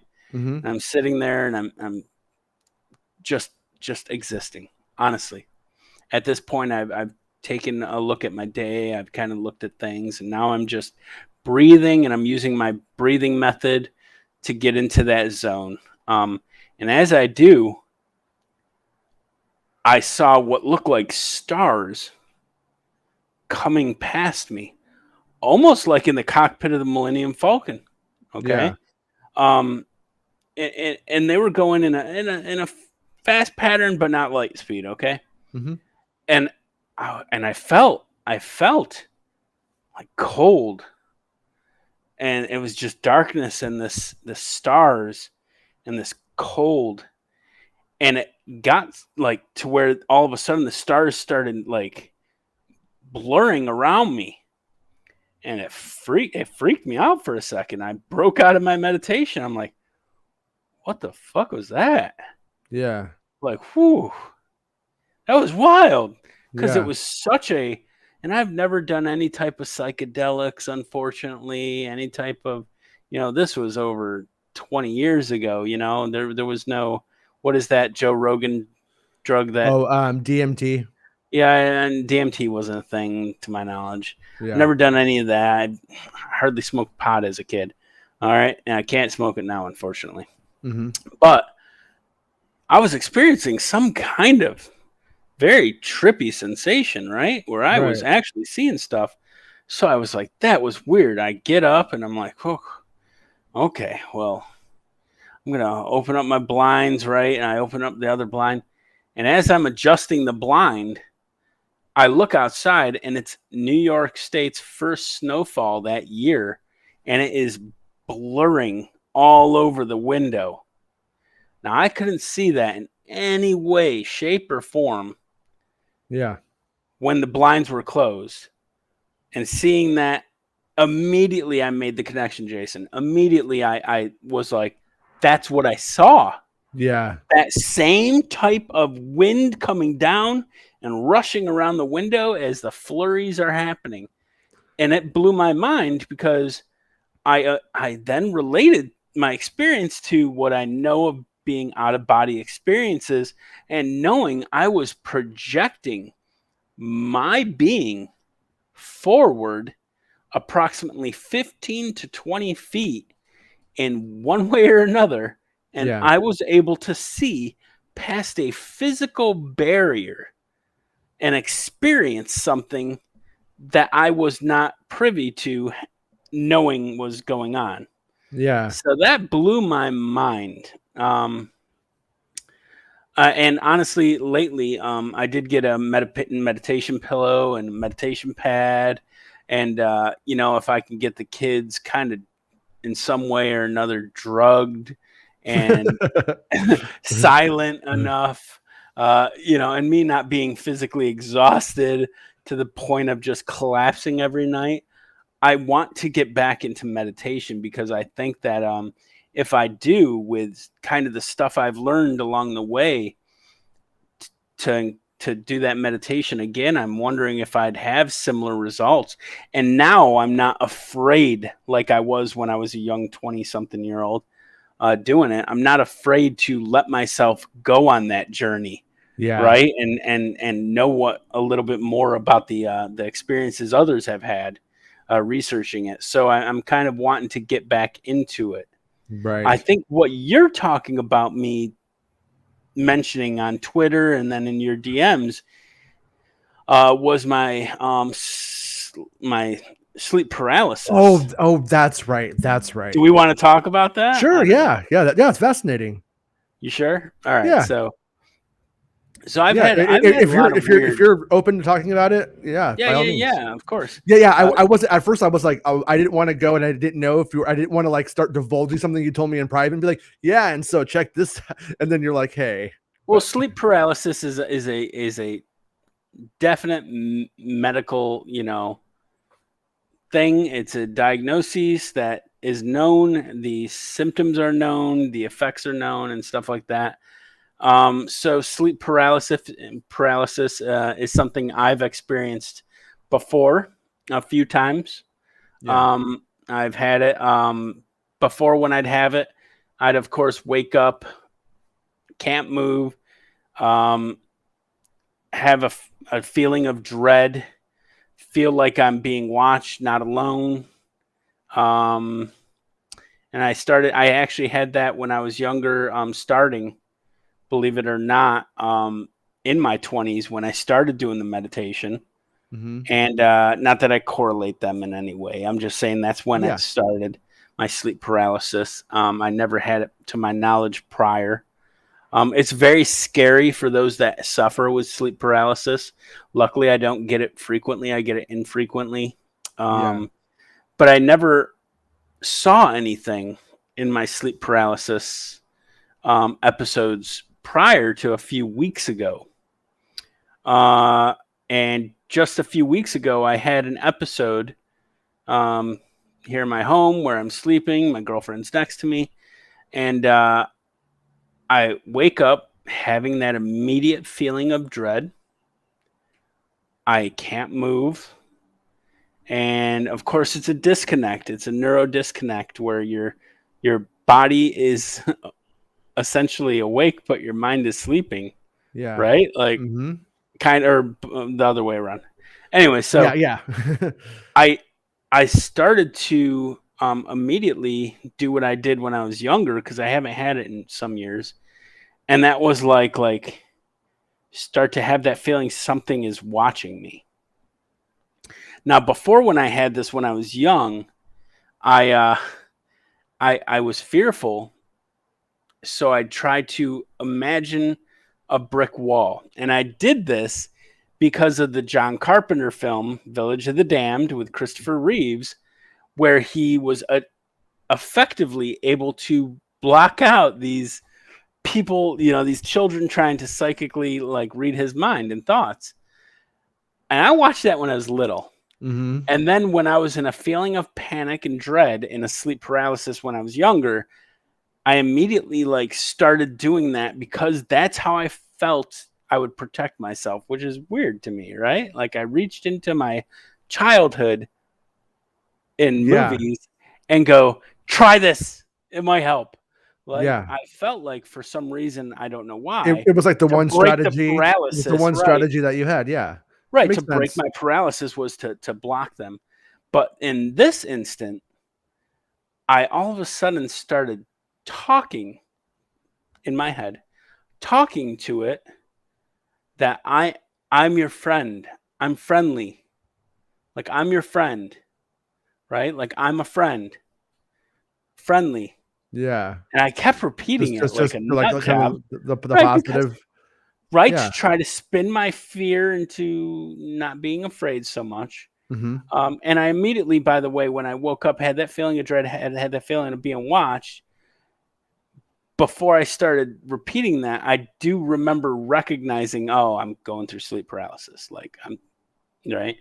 So I start saying that to myself in my head.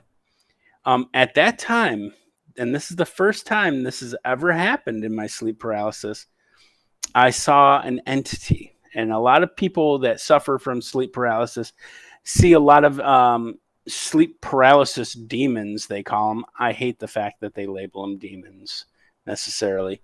But they see shadowy figures or men with... I've had that.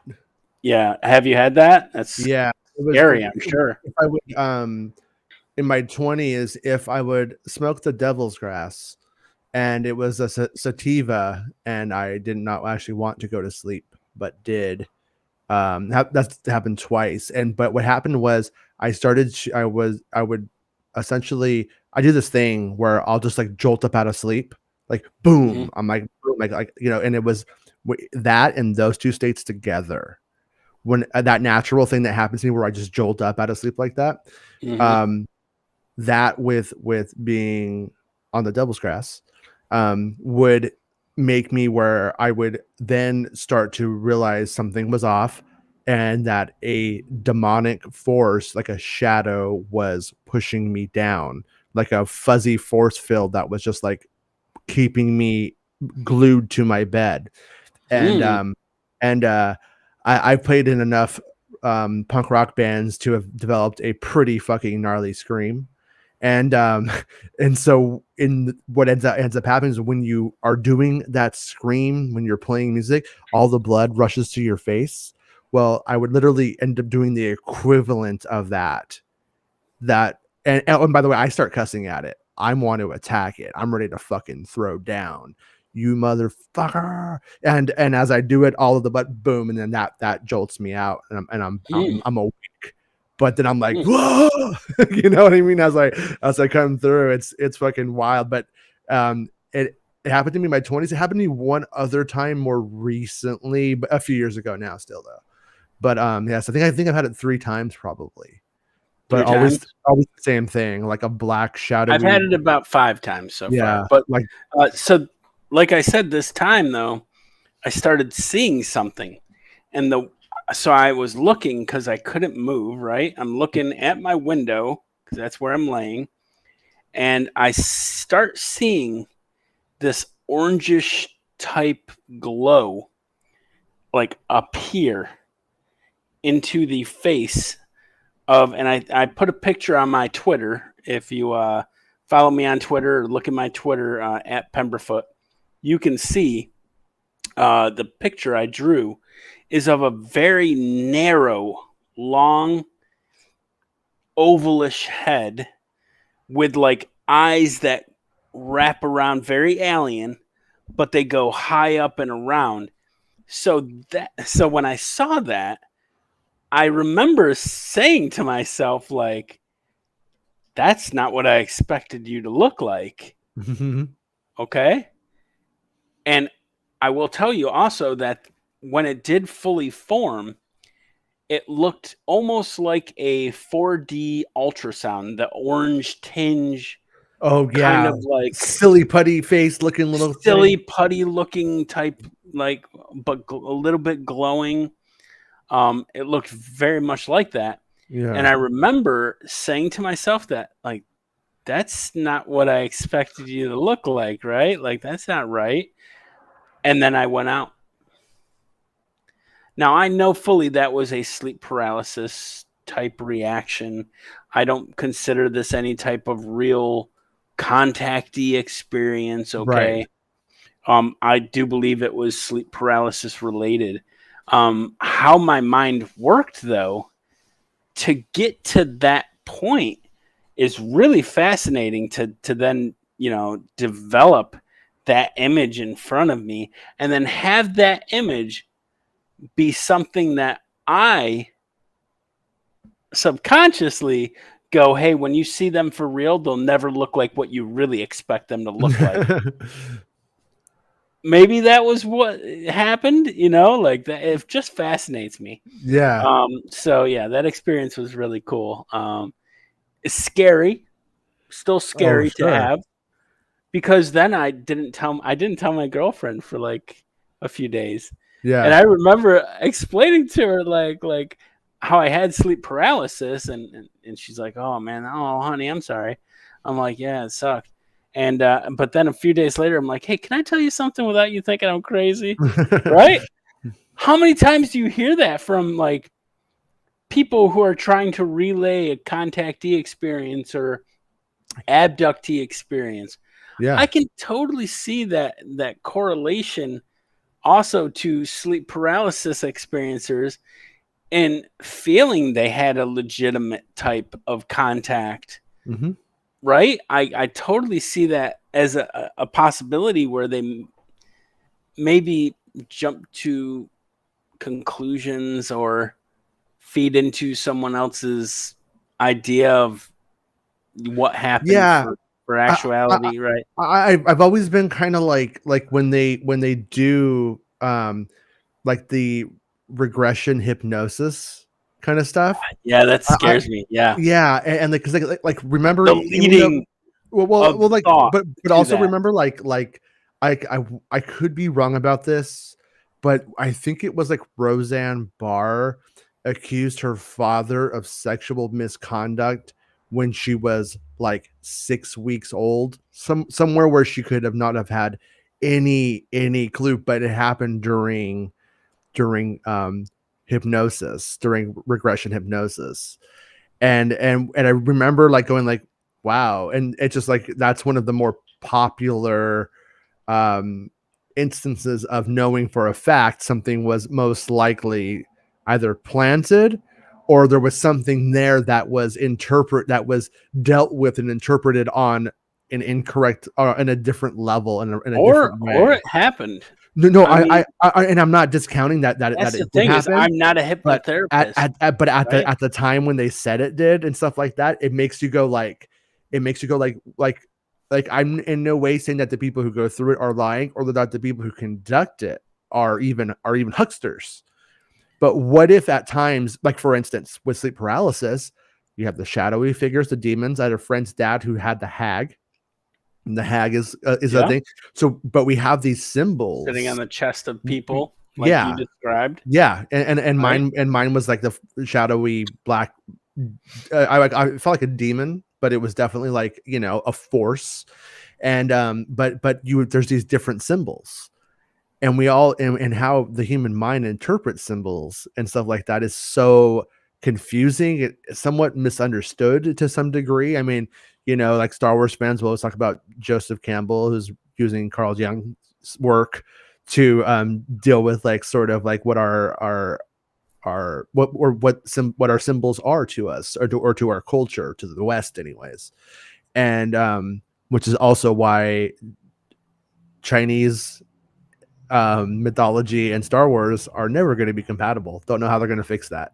But it's two different systems of symbol, for the most part. They have to find like the commonalities and deal in that somehow. But in Star Wars Visions, did they have any of the Force ghosts at all in any of the episodes? No, they didn't. I don't believe so from memory. I don't think so. But I mean, yeah, I would not be surprised if we got some Japanese ghost narrative like down the road, in that show. I think they'll do a volume 2. Did you like it, by the way? So I watched the which one was it? I'm so sorry. The Duel, the first one? The one with the the apprentice, the saber maker.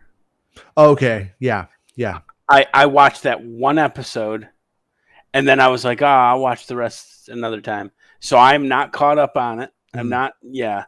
That it wasn't a prerequisite for the show. I just was. Yeah. No. Sorry, guys. As a fan, I've let you down. I will say though, I was actually pleasantly surprised that I liked it because I'm an old school comic book dude.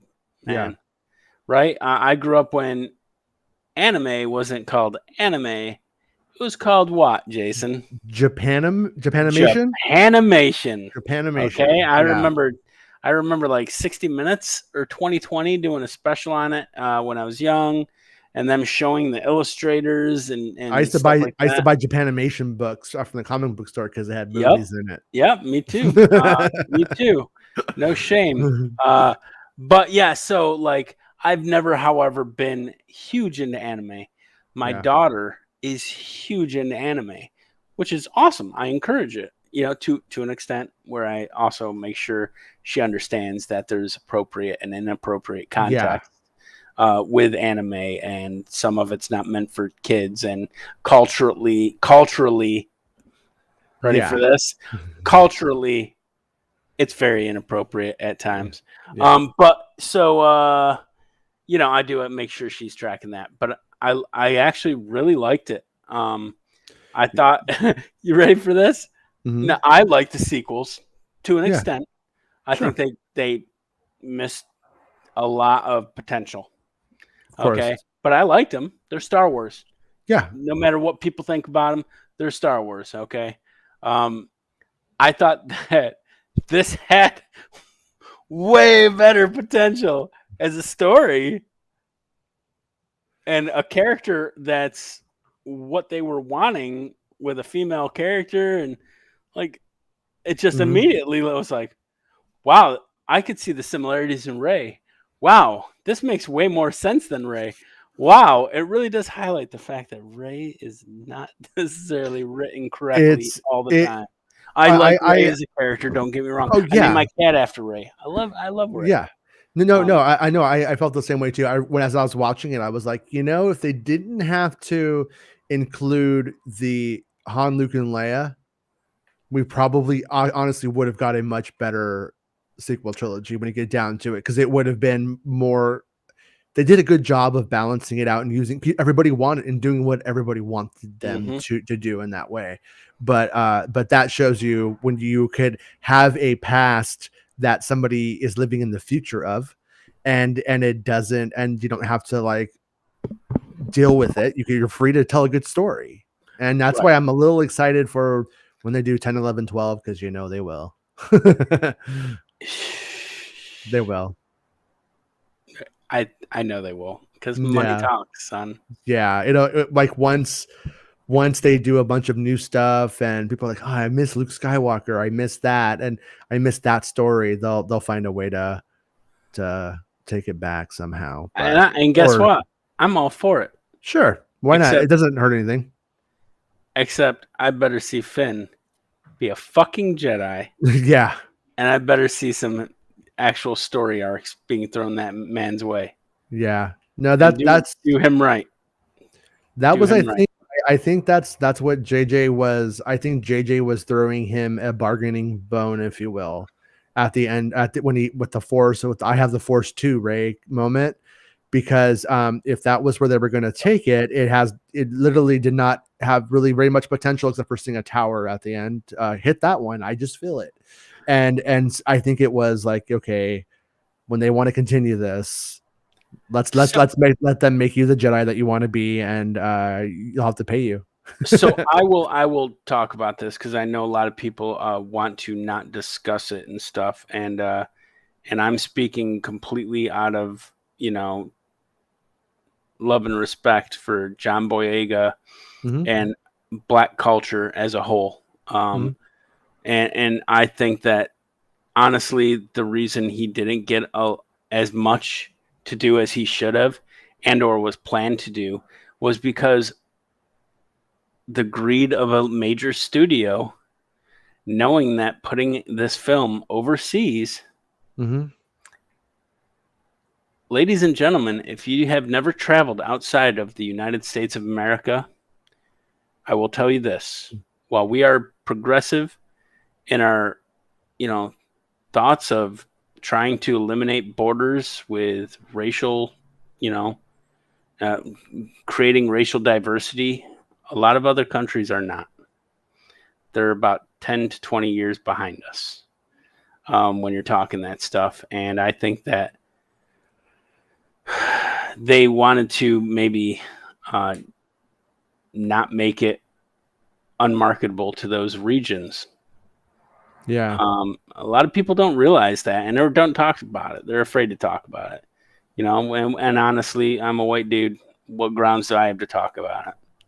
I've been over there, and I can tell you that culturally, they're behind us when it comes to being more accepting. And look at, we're still struggling in major ways to overcome that. Dude. No, what you're saying, right? I was talking about a few days ago when I reported that Finn was a stormtrooper in it. I got emails and messages that were absolutely disgusting. Are you kidding me? Oh, not at all. Like they were, and what was weird about it was because what had happened was they believed at first that Tamara Morrison's Boba Fett character was the clone template. And then that was changed, and it was like, and then they believed they liked the idea of that story, that element was changed, and anyone could become a stormtrooper, and they phased out the clone program. Right, that happens in the canon as I'm reporting this, and then now they assumed it meant every stormtrooper was black. And then they had a very, very big problem with it. And it was like, I wasn't reporting that. I was just reporting that Finn is a stormtrooper. That's it. You know what I mean? I know he is. I've seen him. He is. And so as much as we struggle with it, I will tell you other cultures are 10 to 20 years behind us in acceptance and diversity. It's actually kind of sad when you go and see that. Hey.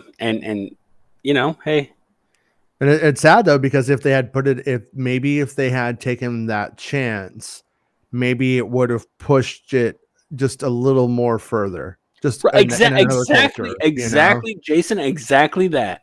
Yeah. They're more concerned, and this is where I get pissed, Mhm. is the studios are more concerned with them getting a few more bucks than they are of actually pushing a Yeah. message of diversity. Right. Again, it's pandering when you're pushing that only here and not everywhere else. Yeah.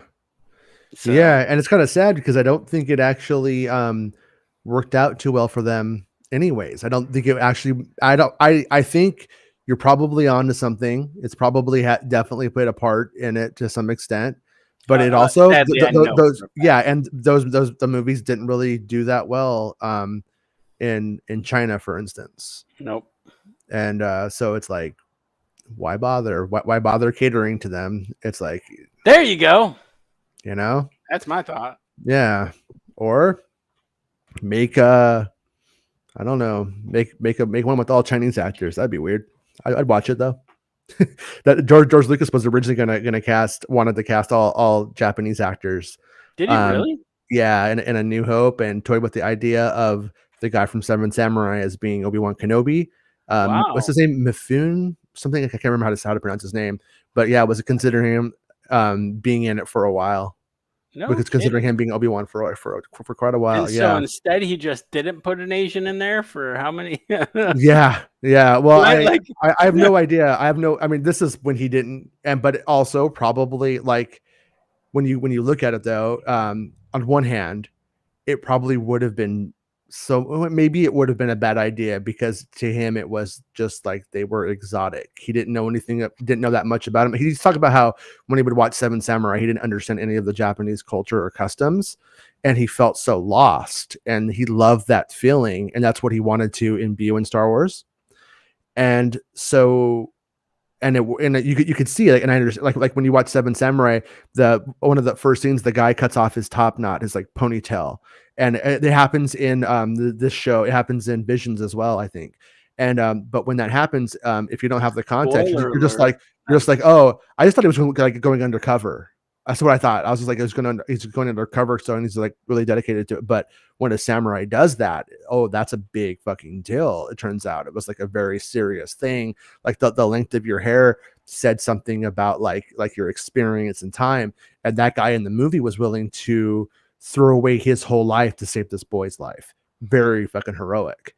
And so, and it really, like, when you understand that and you watch Seven Samurai, you're like, oh shit, like this guy's like the Obi-Wan Kenobi you wish you had in your life, you know? And so anyways, So bringing that full circle, yeah, culturally, the way other countries also look at the phenomena and UAPs is really interesting. yeah. Okay. You have places like Sweden, right? Norway. They're looking at the phenomenon in a very almost Feywild way. If you if you all are tracking what the Fey is, a very mythical, like elves and stuff and goblins, and they're looking at some of the phenomena almost in that way. And then you have places like Japan looking at the UFO phenomena and not really understanding what it is, but them not jumping to the conclusion like we are that it's necessarily a foreign adversary. Yeah. Right. Which is it's not. Australia, they have a very almost American type mentality with UFOs, where they have a government that works hand in hand with America, right? There's been a lot of evidence that we essentially controlled, or they essentially put us in the driver's seat of how they dealt with UFOs. And we have a lot of military presence there that is that leads to that. So and I'd like to hear from other cultures and countries more about UFOs, because if you notice, because there are countries that are controlled by communism or dictators or what have you, you don't get that information. You don't hear about Cuba getting swarmed with UFO sightings. But then you do have like South American countries that have been way more way more open with it. The government's cooperative. The French government, Brazil, French government's like, hey, yeah, they're here. Yeah, like, we don't know what they are. Hey, here's our documents, Lou Elizondo. Take this whole binder. Look at that shit. It's fucking wild. And then our government's like, no, here's a blacked out sheet. We don't want you to redacted. Redacted. Did you see that? I'm not sure what to make of this. That the Vatican is prepared to release supposedly all of their UFO information, and that they simply said that they were letting fucking UFO information. That's my reaction to that. Well, no. See, I'm looking at it from a couple of different ways. There's first way is Vatican City is technically a state, large when you get down to it, piece of land. So if there's been UFO sightings over the years, it could technically be like getting New York City's, I'm making this up, UAP sighting, or whatever, UFO sightings. Or they have had a lot of equivalent to authentic Dead Sea Scrolls style stuff that they have withheld, that mention stuff, or that alludes to the concept or whatever, that if they've held back. Or we all know that there's been Renaissance paintings with UFOs in them, and historical art including UFOs, and we've been beat over the head into that, And I'm open to the concept that stuff is actually that, and I'm also open to the concept of we are interpreting their symbols on our own terms now. It could be a case of that too. That, you know what I'm saying? But a lot of it, no, there's a few of them that you see and you're like, I can't see this any other way, but that's a 1950s flying saucer right there. You know what I mean? But then what if they have something like a piece of artwork that's like, this is from 1590, and it's the Bob Lazar UFO. Like, there's. I'm sorry, folks. Game over. It's Jesus amongst a bunch of grays or something. You're like, what? Something wild, like. But I'm curious to see what that is. I've always associated, by the way, Mary's pregnancy. Even as a kid going to Catholic school, I'm like, something's fucking not right here. Mm-hmm. Y'all aren't questioning this shit. And I turned my UFO book and I'm like, do you guys not put this together? Yeah. So I've always actually questioned and correlated those two things together, and honestly, it doesn't change the narrative of what, if you believe Jesus existed and walked amongst us and his message that he spread, for me, it doesn't change anything. What have you seen? That are you knows. Yeah, are you familiar with the way that, I'm sure you are, that angels actually look in the Bible? Yes. Some of them look like they could be a little kind of UFO-y in terms of like balling things alight. Some of them are way more metal. Wheels in the sky keep on turning. Right. Yeah, so, it's a great song. Yep. But yeah. So it's like that's the thing about it, is just like, are we seeing the same thing throughout all the years and are taking it, in different ways? I was watching I'm drawing a blank on this guy. He's this former Air Force pilot, and he has a UFO channel where he analyzes UFO videos and encounters and things like that. And he uses his he's a great channel. He's on UFO Twitter too. I can't remember his name. And he was just at Ryan Sprague's show, like maybe even last week. And I saw him speaking about like his interpretation of it, which I wish I could remember what his name is. I'm sorry, I'm blanking. But he was basically talking about how like there's this like theory that these things are related to dark matter, and that there's sort of galaxy maintenance that comes around and deals with issues and dark matter issues and fixes disruptions and things like that, and then go away. And it's like, I once watched a movie with Jean-Claude Van Damme called Time Cop. Time cop. It's the time cop thesis. It's the time cop thesis. Yeah. I mean, Wouldn't it be badass if it turns out time cop was like the thing that got it all right? the thing that really got nailed it. Okay, hey guys, we're ready to divulge some secret projects the U.S. has been working on for many years now. This right here is a rail car that transports the person inside of it into the past and or future. They nailed it. Yeah. No. Yeah. This is our time cop division. That'd be crazy. It turns out we told you many years ago. We told you the truth in a movie called Time Cop, but you weren't ready for it yet. Well, it's funny you say that. If you look at, and I have never watched Stargate, SG-1, or any of those, because when it comes to science fiction, for the most part, Star Wars is as far as I go. Yeah. But besides that, I'm a fantasy kid. Yeah. I still consider Star Wars to be fantasy more than sci-fi. Same. Don't care what you say. For the most part, Anyway. I agree with you. Yeah. But Stargate has a lot of, if you read like these websites that claim to know all of what's going on with this UFO nonsense and the Palladians and the visiting with the Greys and the Telegrays and everything, it all really follows this goddamn script of Stargate and the lore Stargate created. Yeah. Right? Like it really does closely. And a lot of people have correlated that to them putting Stargate out and that story out with Stargate to kind of ready our minds. And I mean, sure, maybe. I don't know. Yeah. Yeah. I don't know what to say.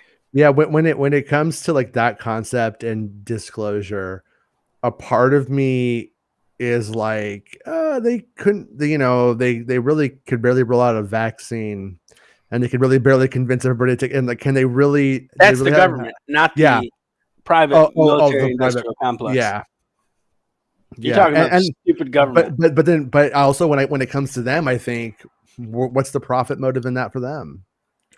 I will say, this is the quietest chat's been.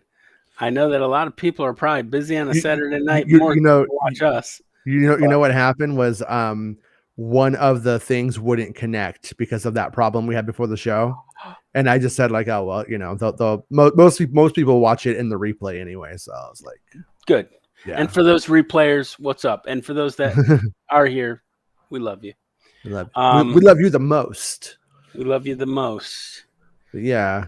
Was there anything else that you wanted to hit on from the doc? Man, I mean, it's a huge disappointment. I'm not buying it. Yeah, I see through it. It's very transparent to me. The agenda they're trying to push, the narration they're trying to create and control. I see you. You're not as clever as you think you are with that shit, and you really need to get. What's Rick say? Or you need to no. Morty says to his sister, like, you know what? You need to get your shit together. Like, get a bag and put all your shit in that bag and get it together. Right? Like, that's what you guys need to do over there. And you need to get disclosure out more in a way that doesn't make you look like assholes. Yeah. Because frankly, you're showing your hand that you're assholes. You need what you need is good PR. And what Jason Ward and I are saying is we can give you that PR if you want to reach out to us at our websites at Making Star Wars. I don't have websites. We're the JJ that won't blow smoke up your ass about UFOs. No, I'm kidding. That's right. Like, why? That's the thing. Yeah. The phenomena is confusing enough, but they use it. I understand. You have this weird mystery that's occurring, right? Like, what's going on? There's things in the sky? Huh. Sometimes. Shit, something crashed? Oh, shit, something's weird? Something weird? Huh, this can also help us. How can this help us? We don't really know what the fuck's going on with this stuff, but how can this help us? Oh, we can just blame it on that weird shit? but we can't tell them about the weird shit. Gotcha. So we're not going to tell them about the weird shit, but we're going to. Okay. Yeah, and that's what they're doing. It's You feel, yeah. If you don't have an answer, you and the people watching it feel better about everything when it gets dismissed or it gets pretty much dismissed and minimized. Minimized is a good way to put minimized it. is the way to is the way to put it. And now, that you do pisses that, people off, right? Yeah, it pisses off people who either know or are somewhat informed about what has gone on. And then, but for the people who aren't and who this is their entry point to it, it sets the tone for them, and they feel good at the end. They're like, yeah, it's all bullshit. That was fascinating. That was creepy when I thought that might be a thing, but now that it's not. Like but it's halfway through this, I was like thinking to myself, "Oh man, I actually have an open mind and can think about this as a possibility." And then, oh yeah, no, definitely got me back into my comfort zone of not fucking thinking. Yeah, it's like it's really easy to dismiss people of the past as having been primitive dolts, but in reality, like, there's so many stories of things like encounters with fairies. Now, if you ask me, do you believe in fairies, Jason? I don't believe in fairies, but do I think that it's somebody who maybe encounters something like that, but that they might interpret that symbol on those terms completely? Just like if I saw D&D's got it right, by the way. Dungeons & Dragons has it right. There are planes of existence that sometimes things are able to cross over into, and I believe that fairies, all right, are on another plane of existence, and they get to cross over at times. Things that are seen that are unexplainable creatures that are odd looking. I think that these things get seen, and I think they go back to their plane, and I think that there's just some kind of overlap. Where they get to interact, and I think it's part of the way of the force, man. I meant to send you this video, that one channel I always talk about. That I like, just another tinfoil hat. She talks about this story. Never seen that. Yeah, it's a good channel. It's like a woman, and she just kind of shares like she knows everything. She seems like she knows everything about everything, and she just like drops here's a little interesting anecdote or story, encounter or whatever. And it's this one story of this guy, and he sees a Bigfoot, and the Bigfoot freaks him the fuck out, and it stinks really bad. And he calls the media and he calls the police. He informs both of them. Everybody's hunting for it or whatever. And then but when the authorities arrive, they do smell the really stinky stench. Yeah, and they're like, yeah, it definitely smelled. And so like that part was true, or that part we could verify. But anyways, so he tells everybody, but then he goes to bed, I think maybe that night or the next night, or maybe even a couple of nights. Watch her video for the full story, accurately told. Yeah, I'll send it to you too. I meant to send it to you because I was like, this is fascinating. But anyways, that night he goes to bed, and he apparently has chairs in his room, a couple of chairs in his room, which is, I think, one of the things that makes people doubt the story. But he has a couple of chairs in his room, and these beings, alien style beings, float into the room, and they float, but as they float, they also have to like move their feet to move. And 3 of them sit in the chairs beside his bed, and the other one stands above it. And they tell him, they're basically talking to him telepathically, and they're like, why did you do this? Why did you alert everybody about the Sasquatch? Why did you tell? Snitches get stitches, bitch. Essentially. Is that what they're saying to him? And he has the impression that they're going to take him. And then he becomes livid, and he says, get out, go. And he starts demanding that they do. And as they do, it's almost like they must listen to him. And they sort of just, okay, and leave. And but it's another one of those things where you have, I have to listen to this sort of like 2 different, like, Bigfoot and the UFO and where the footprints end, my friend. There's a couple books that are where the footprints end.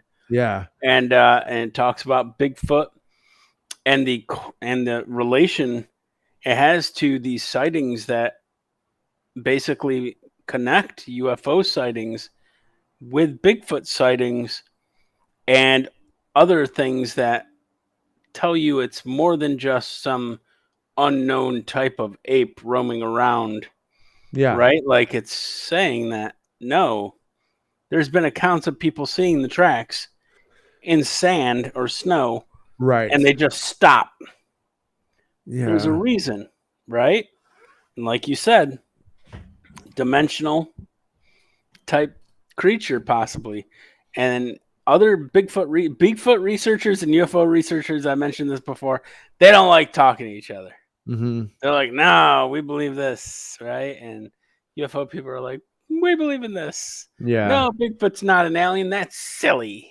But like if you believe, if you're a UFO person and you believe the Skinwalker Ranch stuff, there's been stuff Yep. there that seems to imply extinct animals show up around there, Mhm. and things like Bigfoot as well. And Yeah. and I don't know what I think about the Skinwalker Ranch thing. You know what I mean?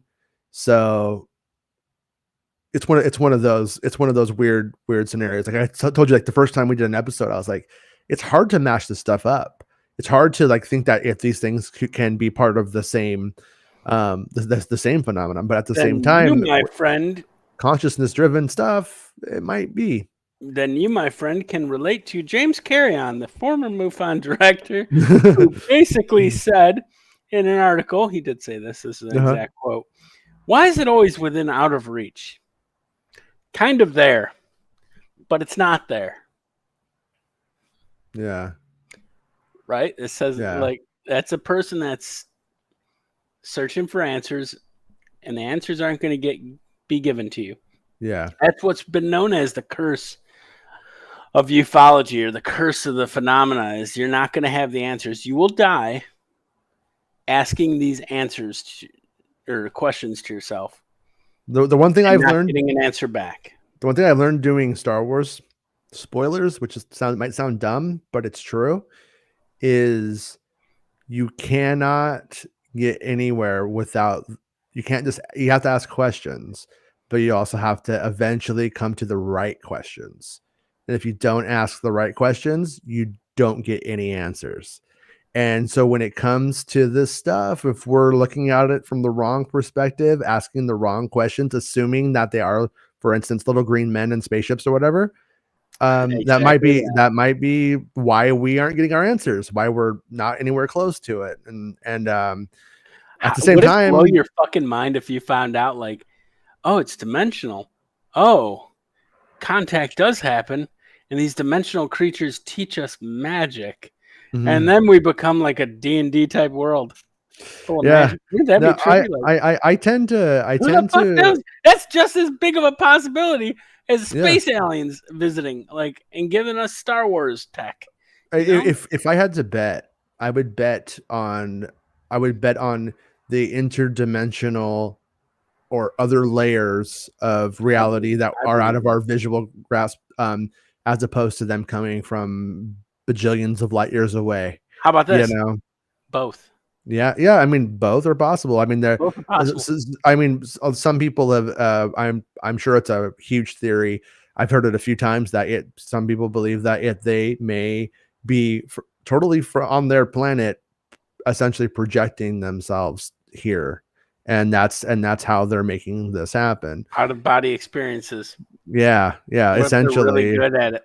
Yeah, they have better brains than us, or something like that. But that doesn't explain all the possible evidence. And but is that evidence real or not? Ooh, can we weigh that into the factor? Again, it drives you crazy to think too much about it. So all those that are taking a little bit of a break from UFO Twitter or studying the phenomenon, you know what? I respect that, and I hear you. Don't drive yourself, because this stuff will drive you crazy, and legitimately people have had mental health problems revolve around this, because it is a rabbit hole of thought. Yeah, it really is. So don't drive yourselves crazy. Have a drink, No, it's sort Shoot of the shit about it and give yourself definite breaks from it. So yeah, it's like I mean it's the same thing with fandom and Star Wars. totally, yeah. But in this one, it is sort of there is this existential question attached to it, and it's about like it's also what is the reality of the universe that we live in, Yeah. and like how does it work and what's our place in it, Let me and tell you, all of friend, that. It's there are big. people that gave up sex to get that answer, and they became monks and priests and eunuchs and like all sorts Sucker, of because you things. didn't get the answer and you didn't get laid. No, I'm kidding. I'm kidding. Yeah, but yeah, like that, like this is these are the questions that we as a civilization have been asking Yeah. since our existence, Right. right? Like, and I don't think are anywhere near getting all the answers we want, but we are going to be getting more as we develop. Yeah. Yeah. But guess what? At any time, it could be a turning point. Oh, by the way, before Where I forget, did you see that UFO that was believed to have been out of a jet, but it was actually shot out of an airliner, and it goes up Yeah, So I feel that's fake, and I'll tell you why. I think that one looks like it's very blurry for unknown reasons. It looks intentional. There's no audio with it. Like, there was facts about. there was one thing I found interesting about it though, whether it's real or not, and it's that it was debunked a few days in. Yeah, I remember that. And it was debunked because it appeared that when a piece of it passed, I think it was through the wing of the plane or whatever, the way that it behaved. Well, it turns out that was actually compression artifacting from YouTube. And when you go watch it on, I think it was Daily Motion, it doesn't have it, and the video's been there for years. So it wasn't like they reacted and did a fix and re-uploaded. And for the record, I'm skeptical of it because I feel like it may be an optical illusion coming from the window and light itself in a very specific weird way. But I'm no expert, so I analyze these things and I'm like, I could tell something's CGI. I could tell if it doesn't refract right or whatever, and I could the tall. That looks like miniature work, doesn't it? But yeah, to me, I don't know. To me, I felt like it was light artifacting on a digital camera, probably. But anyways, but it's still an interesting. Still interesting. Video. There was one that a Twitter user put out, a young aspiring musician actress. Mm-hmm. She put a video out of her in a plane, and she's reacting to seeing something out, and it looks like a Tic Tac UFO. And it's really good footage. It's like, whoa, yeah, holy shit! And then she took it down immediately, and then didn't talk about it. Yeah. I tried messaging her, PMing it. I fortunately within that hour that it was up, was able to screen capture the video and then keep a copy of it. So I do have that, by the way. Yeah. And then put it on Twitter and been like, let's discuss this. User removed it, blah, blah, blah. And she never did mention anything. However, a couple months later, her little short film about UFO abduction or something came out. I'm like, oh, here you go. So that tells me everything, right? Okay. Yeah. Yeah, but very good footage, and it looks legit. Yeah. And there are things in it that's really well done. But the fact that it's tied to that, and the fact that she didn't say anything further on that, tells me right there the truth. And that is why Jon Favreau is so right in saying we need to have chain codes, just like Boba's armor did, with pictures and film that we can then trace back the origin and authenticity of that piece of evidence. Yeah. And how that would help the UFO community. Holy shit. Yeah. Imagine Make now a big seeing deal. something that has one chain code, Yeah. a legitimate start to finish experience, and it being something that you can't really say is CG. No, the chain code's there. Yeah. Yeah. It would Like make a huge that right difference. there would make a huge difference. Mm-hmm. Huge difference. Yeah. I All this agree. fake stuff, and they need to get proactive on it. The Yeah. governments need to get proactive and protect their interests, because all it's going to take is one deep fake to piss one other country off, and then all of a sudden you have a shitstorm. I'm thinking about it right now. The way that it's going, though, it kind of puts all of the cards, the control into their hands, because it means that when a private citizen releases something and there's no way of you can't authenticate it, then it is what it is. But when it comes from a military plane or helicopter or something like that, then that's when it hasn't been fucked with. So in a certain way, there is a lot of power in that for them, a lot of control that they get the whole, because like right now that's all we can trust. I mean, you and I could go get something real tonight and we show the world and they'll be like, oh, that's really cool. Bullshit. And then we'll get called You mean the two guys bullshitters. that previously had a UFO show? He has a Star Wars show. He Yeah. likes Star Wars, so there you go. Yeah. And it would kind of turn into that kind of thing like that. But if it's from the Nimitz, then it's a little bit different. And so yeah, it's a difficult. John Favreau hit it though, like chain codes. Yeah. That's one of the starts that you could have to really basically getting true and real evidence out there and weeding out this third blah blah blah blah Yeah. footage that you see that's just crap. Right. These hoaxers, these foreign nationals that are just trying to make money on YouTube by posting a fake video. Yeah. These all sorts of people that are just trying to make a name out in the UFO community for whatever reasons. I mean, traveling out to the Mojave Desert to find an alien base that may or may not be there. I don't know. Whatever. Yeah, I find that one so fascinating though, because it's like when it doesn't happen, like if it doesn't, if it just totally doesn't happen, then there's just no way out of it. There is. Ready? Here it is. They're telling me that we weren't ready. We failed them. She set that up with the exact opposite thing though. Whereas that kind of way out has happened before. And with this one, she says that they're picking all the people who are ready. So they're picking all the people that are ready. They are, and that's what makes it where I'm like, a lot of people take it like really seriously and feel like it's like really going to hurt things if it doesn't pan out or when it doesn't pan out. And I really don't think it seem very cultish mm-hmm. in a way, but listening to her is she's very harmless and very just spiritual and sweet.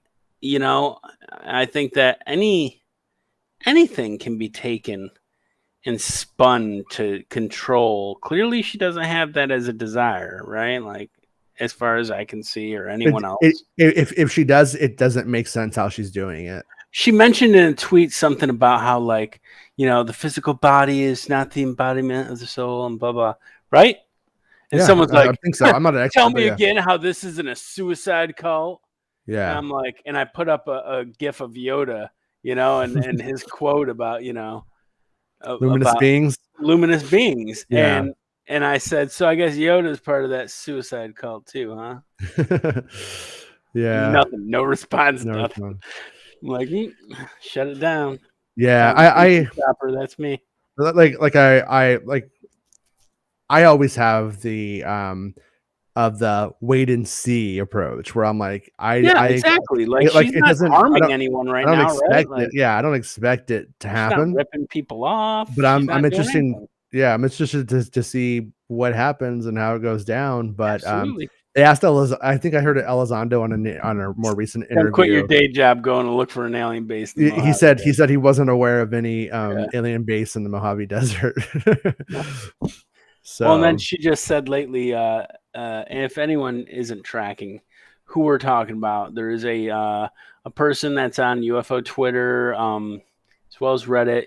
Her name is Anjali, Anagi, Ali, of Gaia, and apparently this individual made contact with extraterrestrials in the Mojave Desert in a friend's mountain that he dug into it, discovered an alien base or something. She went in there, contacted them. They told her, hey, come back here and we're gonna let you I don't know, get some evidence and show the world we exist. yeah, So bring like scientists and shit. yeah. She Later. says that they're telling her who to bring. And so and that was that one day when what's his face from the Vegas news, who's involved in all this stuff. Yeah, George.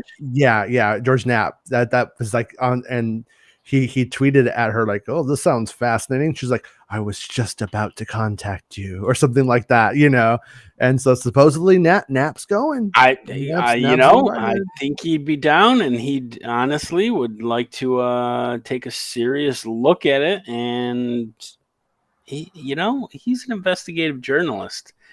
People always say, "Oh, well, he's always like backing Lazar." Well, he dug and got evidence showing Lazar was fucking telling the truth. Like, what else do you want? Like, He dug from up his shit on mobsters, and crime syndicates and stuff. Let him do his job. I trust a man whose job is to dig shit up and find information, and what he's telling me is not going to be bullshit.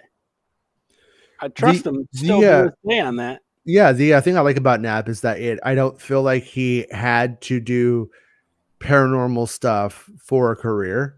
I don't think he needed to. Who the fuck wants to be the UFO guy? It wasn't like I can't cut it in journalism out here, so I'm going to go this route and that'll make me a name. He didn't need to. Yeah, no, he wasn't interviewing like the local county fair's goat winner, right? He was actually getting real stories that mattered as a journalist. So with her thing, with Anjali, my whole angle is like it'll either, if it happens, amazing, awesome. Can't believe it, beautiful, and when it doesn't happen, I don't think anybody's going to notice or really care. And you'll just have her being basically excommunicated off of UFO Twitter because she's getting harassed so much, unfortunately, or something similar, right? Yeah, because when you get down to it, it's like she either had this stuff or she's mentally ill, perhaps, and having delusions, which could very well be a thing. But at the same time, like my problem with it, I don't care that much about it, but my problem with it is if I dug into a UFO base in the mountain or whatever and it had contact and they were like, "Oh, we're gonna help bring you evidence," why not just let her get on the phone right there and make a little video going, "Hey, I am Zixlax," and you just be like, "Whoa," because that's like I'm with you. I asked the same question. That's why do you have to wait months? Is that so they can build the interior of a set and then venting gas to everyone that goes in it? Like, is that why you're taking this long? Like, I don't know. That's suspicious, right? Like, it doesn't. But you know what? Again, she's not hurting anyone, seemingly, and it would help. And if it was real though, that would help.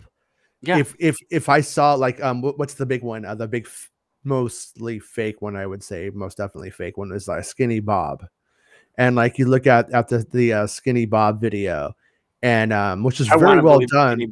I want to believe Skinny Bob too, but Skinny Bob is 2011, I think. Pretty fucking good CGI work, if that's all. Was it 2011? Yeah, it was about there, huh? Yeah, and it was uploaded by a Russian dude.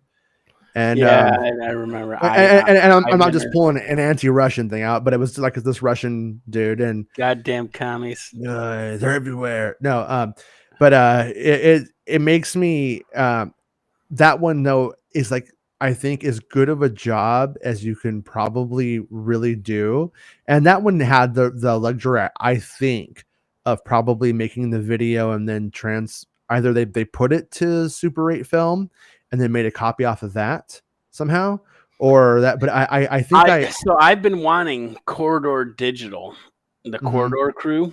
You know who they are? I've been Mhm. wanting them. I've been always, every time they just literally reviewed the military videos of the Okay. UAPs, and they were like, "This is camera lens error. This is crap." Oh yeah. Okay, I trust you to an extent Mhm. until you decide what we're looking at is something filmed with a film camera and not a FLIR camera. Yeah. At that point, you don't know what the fuck you're talking about. Let's get a FLIR expert in here to discuss, because some of the things they said didn't match up with my knowledge of FLIR cameras. Oh, that one Air Force dude that I told you about, who does the videos, the former pilot, or I don't know, former pilot's the right way to put it, but he used to be an Air Force pilot, jet pilot, and he debated that one dude, that famous debunker. What's his name? God, I have my. It's late now, so I'm losing. You're my talking on my about notes.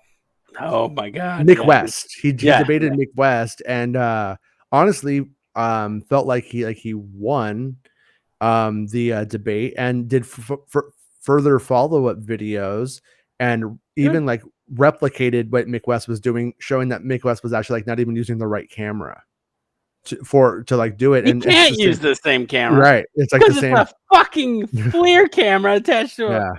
goddamn jet. You can, But who's gonna have that? But Just to debunk. and I don't want to misrepresent anything in his like analysis or what he was doing, because it was very complex and it took some time. But there was a big difference in like aspect ratios and things like that with what they were talking about, and it's like it just doesn't behave that way, And Yeah. so it You was got to know about FLIR cameras to know what you're looking at. yeah And my friend, I had to stare at a FLIR camera every night yeah for a whole year. yeah I'm telling you, like, what you're seeing in that is odd. yeah It's odd. for It's sure odd. yeah So yeah that's yeah. all I No, got. and like I always say, I think that somebody like Mick West is actually good in the sense that he makes the UFO community continually have to prove their Yeah, except their assertions. except the fact that he is not just a skeptic, he's a debunker, and he's honestly got a prick mentality. Mhm. Yeah, I'm talking to you, Mick. When it comes to always having to be the person that's right, debunkers are always trying to essentially prove that they're smarter than you, no matter who they talk to. It's a very narcissistic way of Mhm. thinking, and it's actually disgusting. I blocked Mick West Mhm. on UFO Twitter, not because I don't believe he has some valid points, Yeah. but because he seemed like a smug prick. And I don't need that negativity in my life. I'm like, not today, Satan. Yeah. Yeah. No. Blockity block block. My only problem with Mick with Mick West, I don't know, his findings, if you will, is that you'll have media sources who are very lazy, who go, oh, it's been debunked, Mick West said so, here's Mick West proving it, okay, we're good. The whole thing was fake, and it's like, no, Well, and none of the FLIR cameras were debunked. Okay, let's Sorry. look at that. Why is a news source going to this random fucking video YouTuber and going, we're taking his word? Why? Is because it's all connected. I think Mick West is paid to do what he's doing by the government. All right. I think he is. Yeah. I think he is. And I think that then you have the media who's also paid to put out a certain thing, right? And they know who to contact and how to get them on. And like my example that I always like to go to, which is not even a good one, but I have been to Disney gatherings put on by Disney, where they make printed out menus and Star Wars themed using bootlegged posters because they are so fucking lazy that they're given an order and things are delegated and nobody wants to do their job. So they find the very first image result in Google, which is a bootlegged Star Wars poster. And so it would not surprise me if things sort of rolled out that way based off of the fact that people are fucking lazy and they have 6 hours to put a story together for the news that night. And you know whose journey of ufology has taken such dramatic like ups and downs? Who's that? Stephen Greenstreet. Yeah. I so he was on. He makes me mad sometimes, but I like him. Me too. I like him though. What the fuck are you talking about, dude? Like you just tried showing evidence of this and this for the last year and a half. Now you're like, yeah, I think maybe it's birds. But you know, well, because he's talked about how he's worked in actual misinfo campaigns for the government, exactly on not on UFOs, but on stuff like it, right. and then number one, he's his own shit. Like, he talked about like doesn't like think that could be happening right now with other things. No. Well, no, that's where he kind of goes. He goes in that direction where he's like, but also he goes in the direction of it's misinfo is a huge real thing, but then also knows that most people are stupid. Like he talked about how they were brought into their office by their manager or their head dude, and they're supposed to want to talk about social media, and he thinks, oh, here we go, we're going to talk about like what this, and the guy's just like, what's a tweet? How do you get retweets? I would like to twiddle this. Can I do that? Yeah. And it's like, it's like on one hand, when you're breaking things down about methods and procedures, you do have to take it down to the stupidest level and then build it into a complex thing. So I could kind of see maybe where an intelligent person could be coming from. Like when I come up with a strategy for how I'm going to do stuff on my site, I do have to take it down to the dumbest levels, and then how do you make it work, and then make it work. So I could kind of see it, but at the same time, I think he has a perspective that makes him at the same time not believe in government whatsoever, and then at the same time also believe you deal with the subject enough. Yeah, that is such a it's just a learned behavior of what you're being exposed to. Like eventually you're gonna think that. Yeah, to an extent, I think that but I have a reality where I know other than what I just read in this subject. It's so crazy.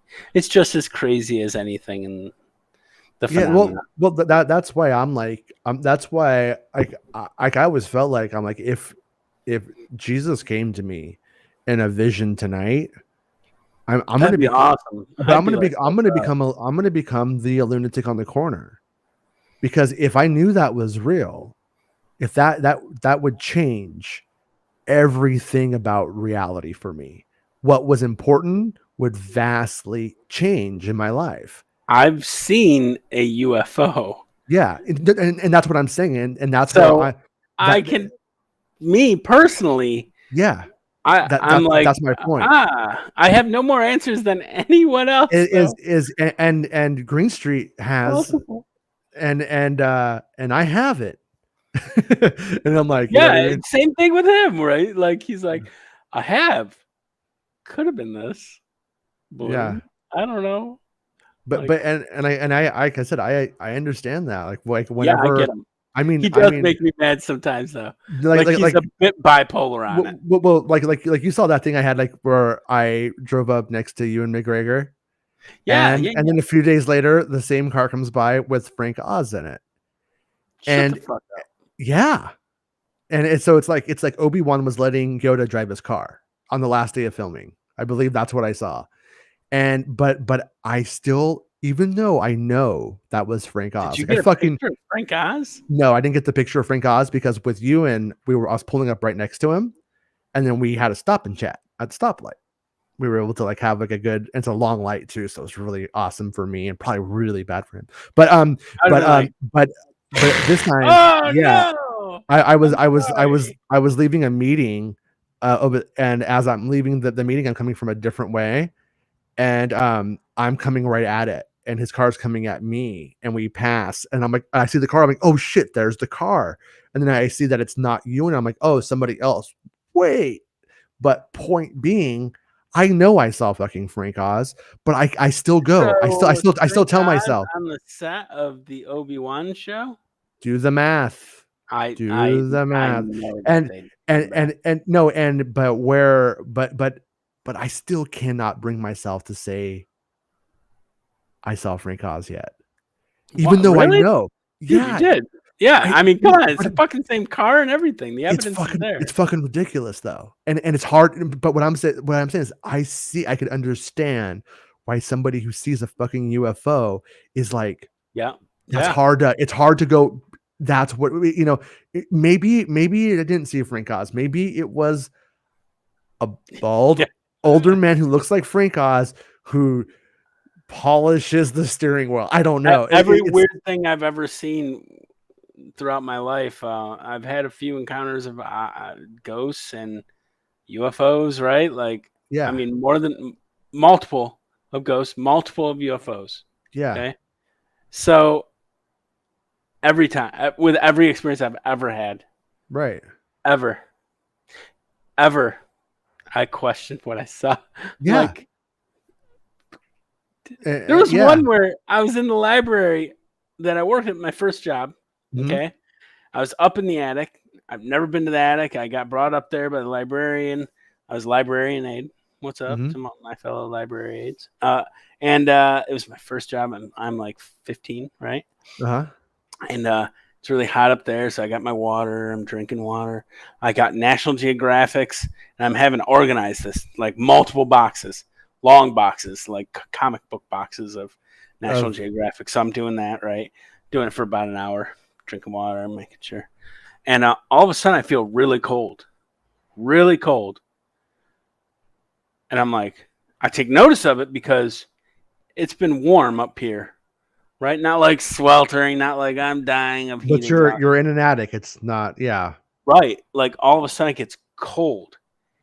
And there's two stairwells that lead up to the attic, which, by the way, used to be a literally like a stage in theater with seats and everything, where they used to put on plays. It's a very historical library, and they had two stairways that led up. And I went up. I came up this left side, but the right side I didn't. And there's a museum down connected, like a historical museum. And so all of a sudden, coming up out of those stairs to the historical museum side was a guy. He was dressed like in like a Civil War jacket, and he had like messy dark hair. He had like bags under his eyes, and he said, "Are they serving food up here too?" I go, "No, there's no food." He goes, "Okay," and he like went back down, right? And I'm like, okay. I'm like, man, I'm a fat kid. There's food at the museum. Like, I want in. Like, are they doing like a breakfast thing or If something? there's a Civil War reenactors here, maybe they got some Right. And maybe they got some ribs. by the way, so I at that time, ready? I didn't question anything about this dude wearing his Civil War attire because the museum had that stuff in there. Not one question. I didn't Yeah. even go, oh, what? That's weird. Yeah. No. So I'm like, I want some of that food. Didn't take my eyes off that area. There's no way around me. Okay. I go and walk over to go down to the stairs and go into the museum where they're obviously having some kind of food for the weekend. And I see stare, bricked off, painted white wall. Huh. And a chill ran up my spine. And I just went flush. Yeah.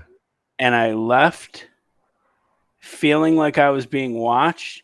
And I immediately went down. I'm still feeling it right now, like explaining it. And I went down and I talked to Cindy Margarelli, my boss, and I'm like, Cindy. And she goes, "What's wrong?" And she goes, did you see something? And I go, I think so. And she goes, this is an old place, Jason. Sometimes you're going to see some things, but it's okay. Yeah. It's all friendly. That freaked me out fucking more. Yeah. I know. By the way, I refused at any point to ever be alone up in the attic again. I'd go up there with other people, never alone. Yeah. I told her that straight up. I'm like, listen to me. And like, under no circumstance, I will go up there again. Even though it was a friendly experience, weird because I could totally see him. Yeah. Right? Like head to torso because he didn't come up all the way from the stairs. He couldn't go anywhere else.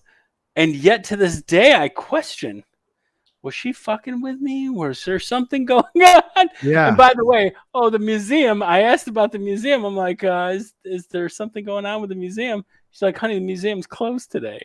Yeah. It's a Sunday. And I'm like, oh, okay.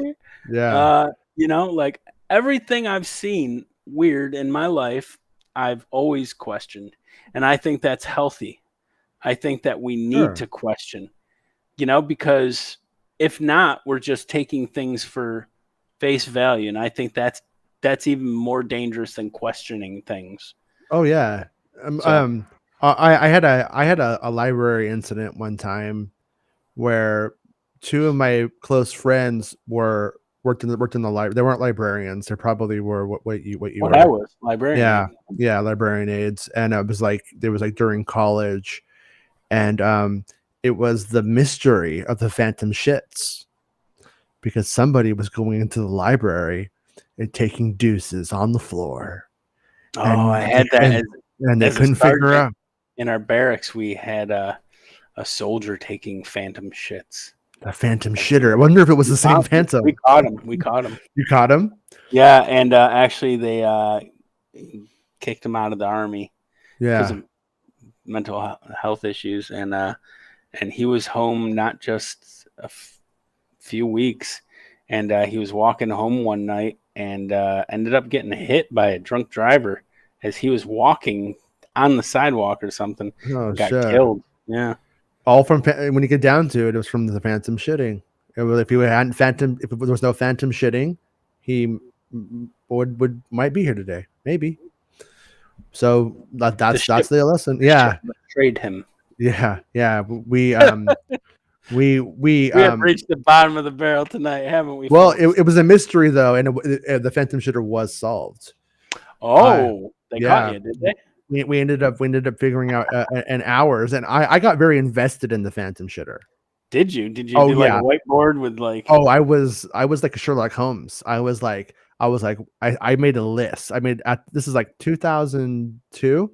I had an Excel spreadsheet of all of the times the phantom shits were discovered, roughly, and so we were able to figure out when it was. So who was happening.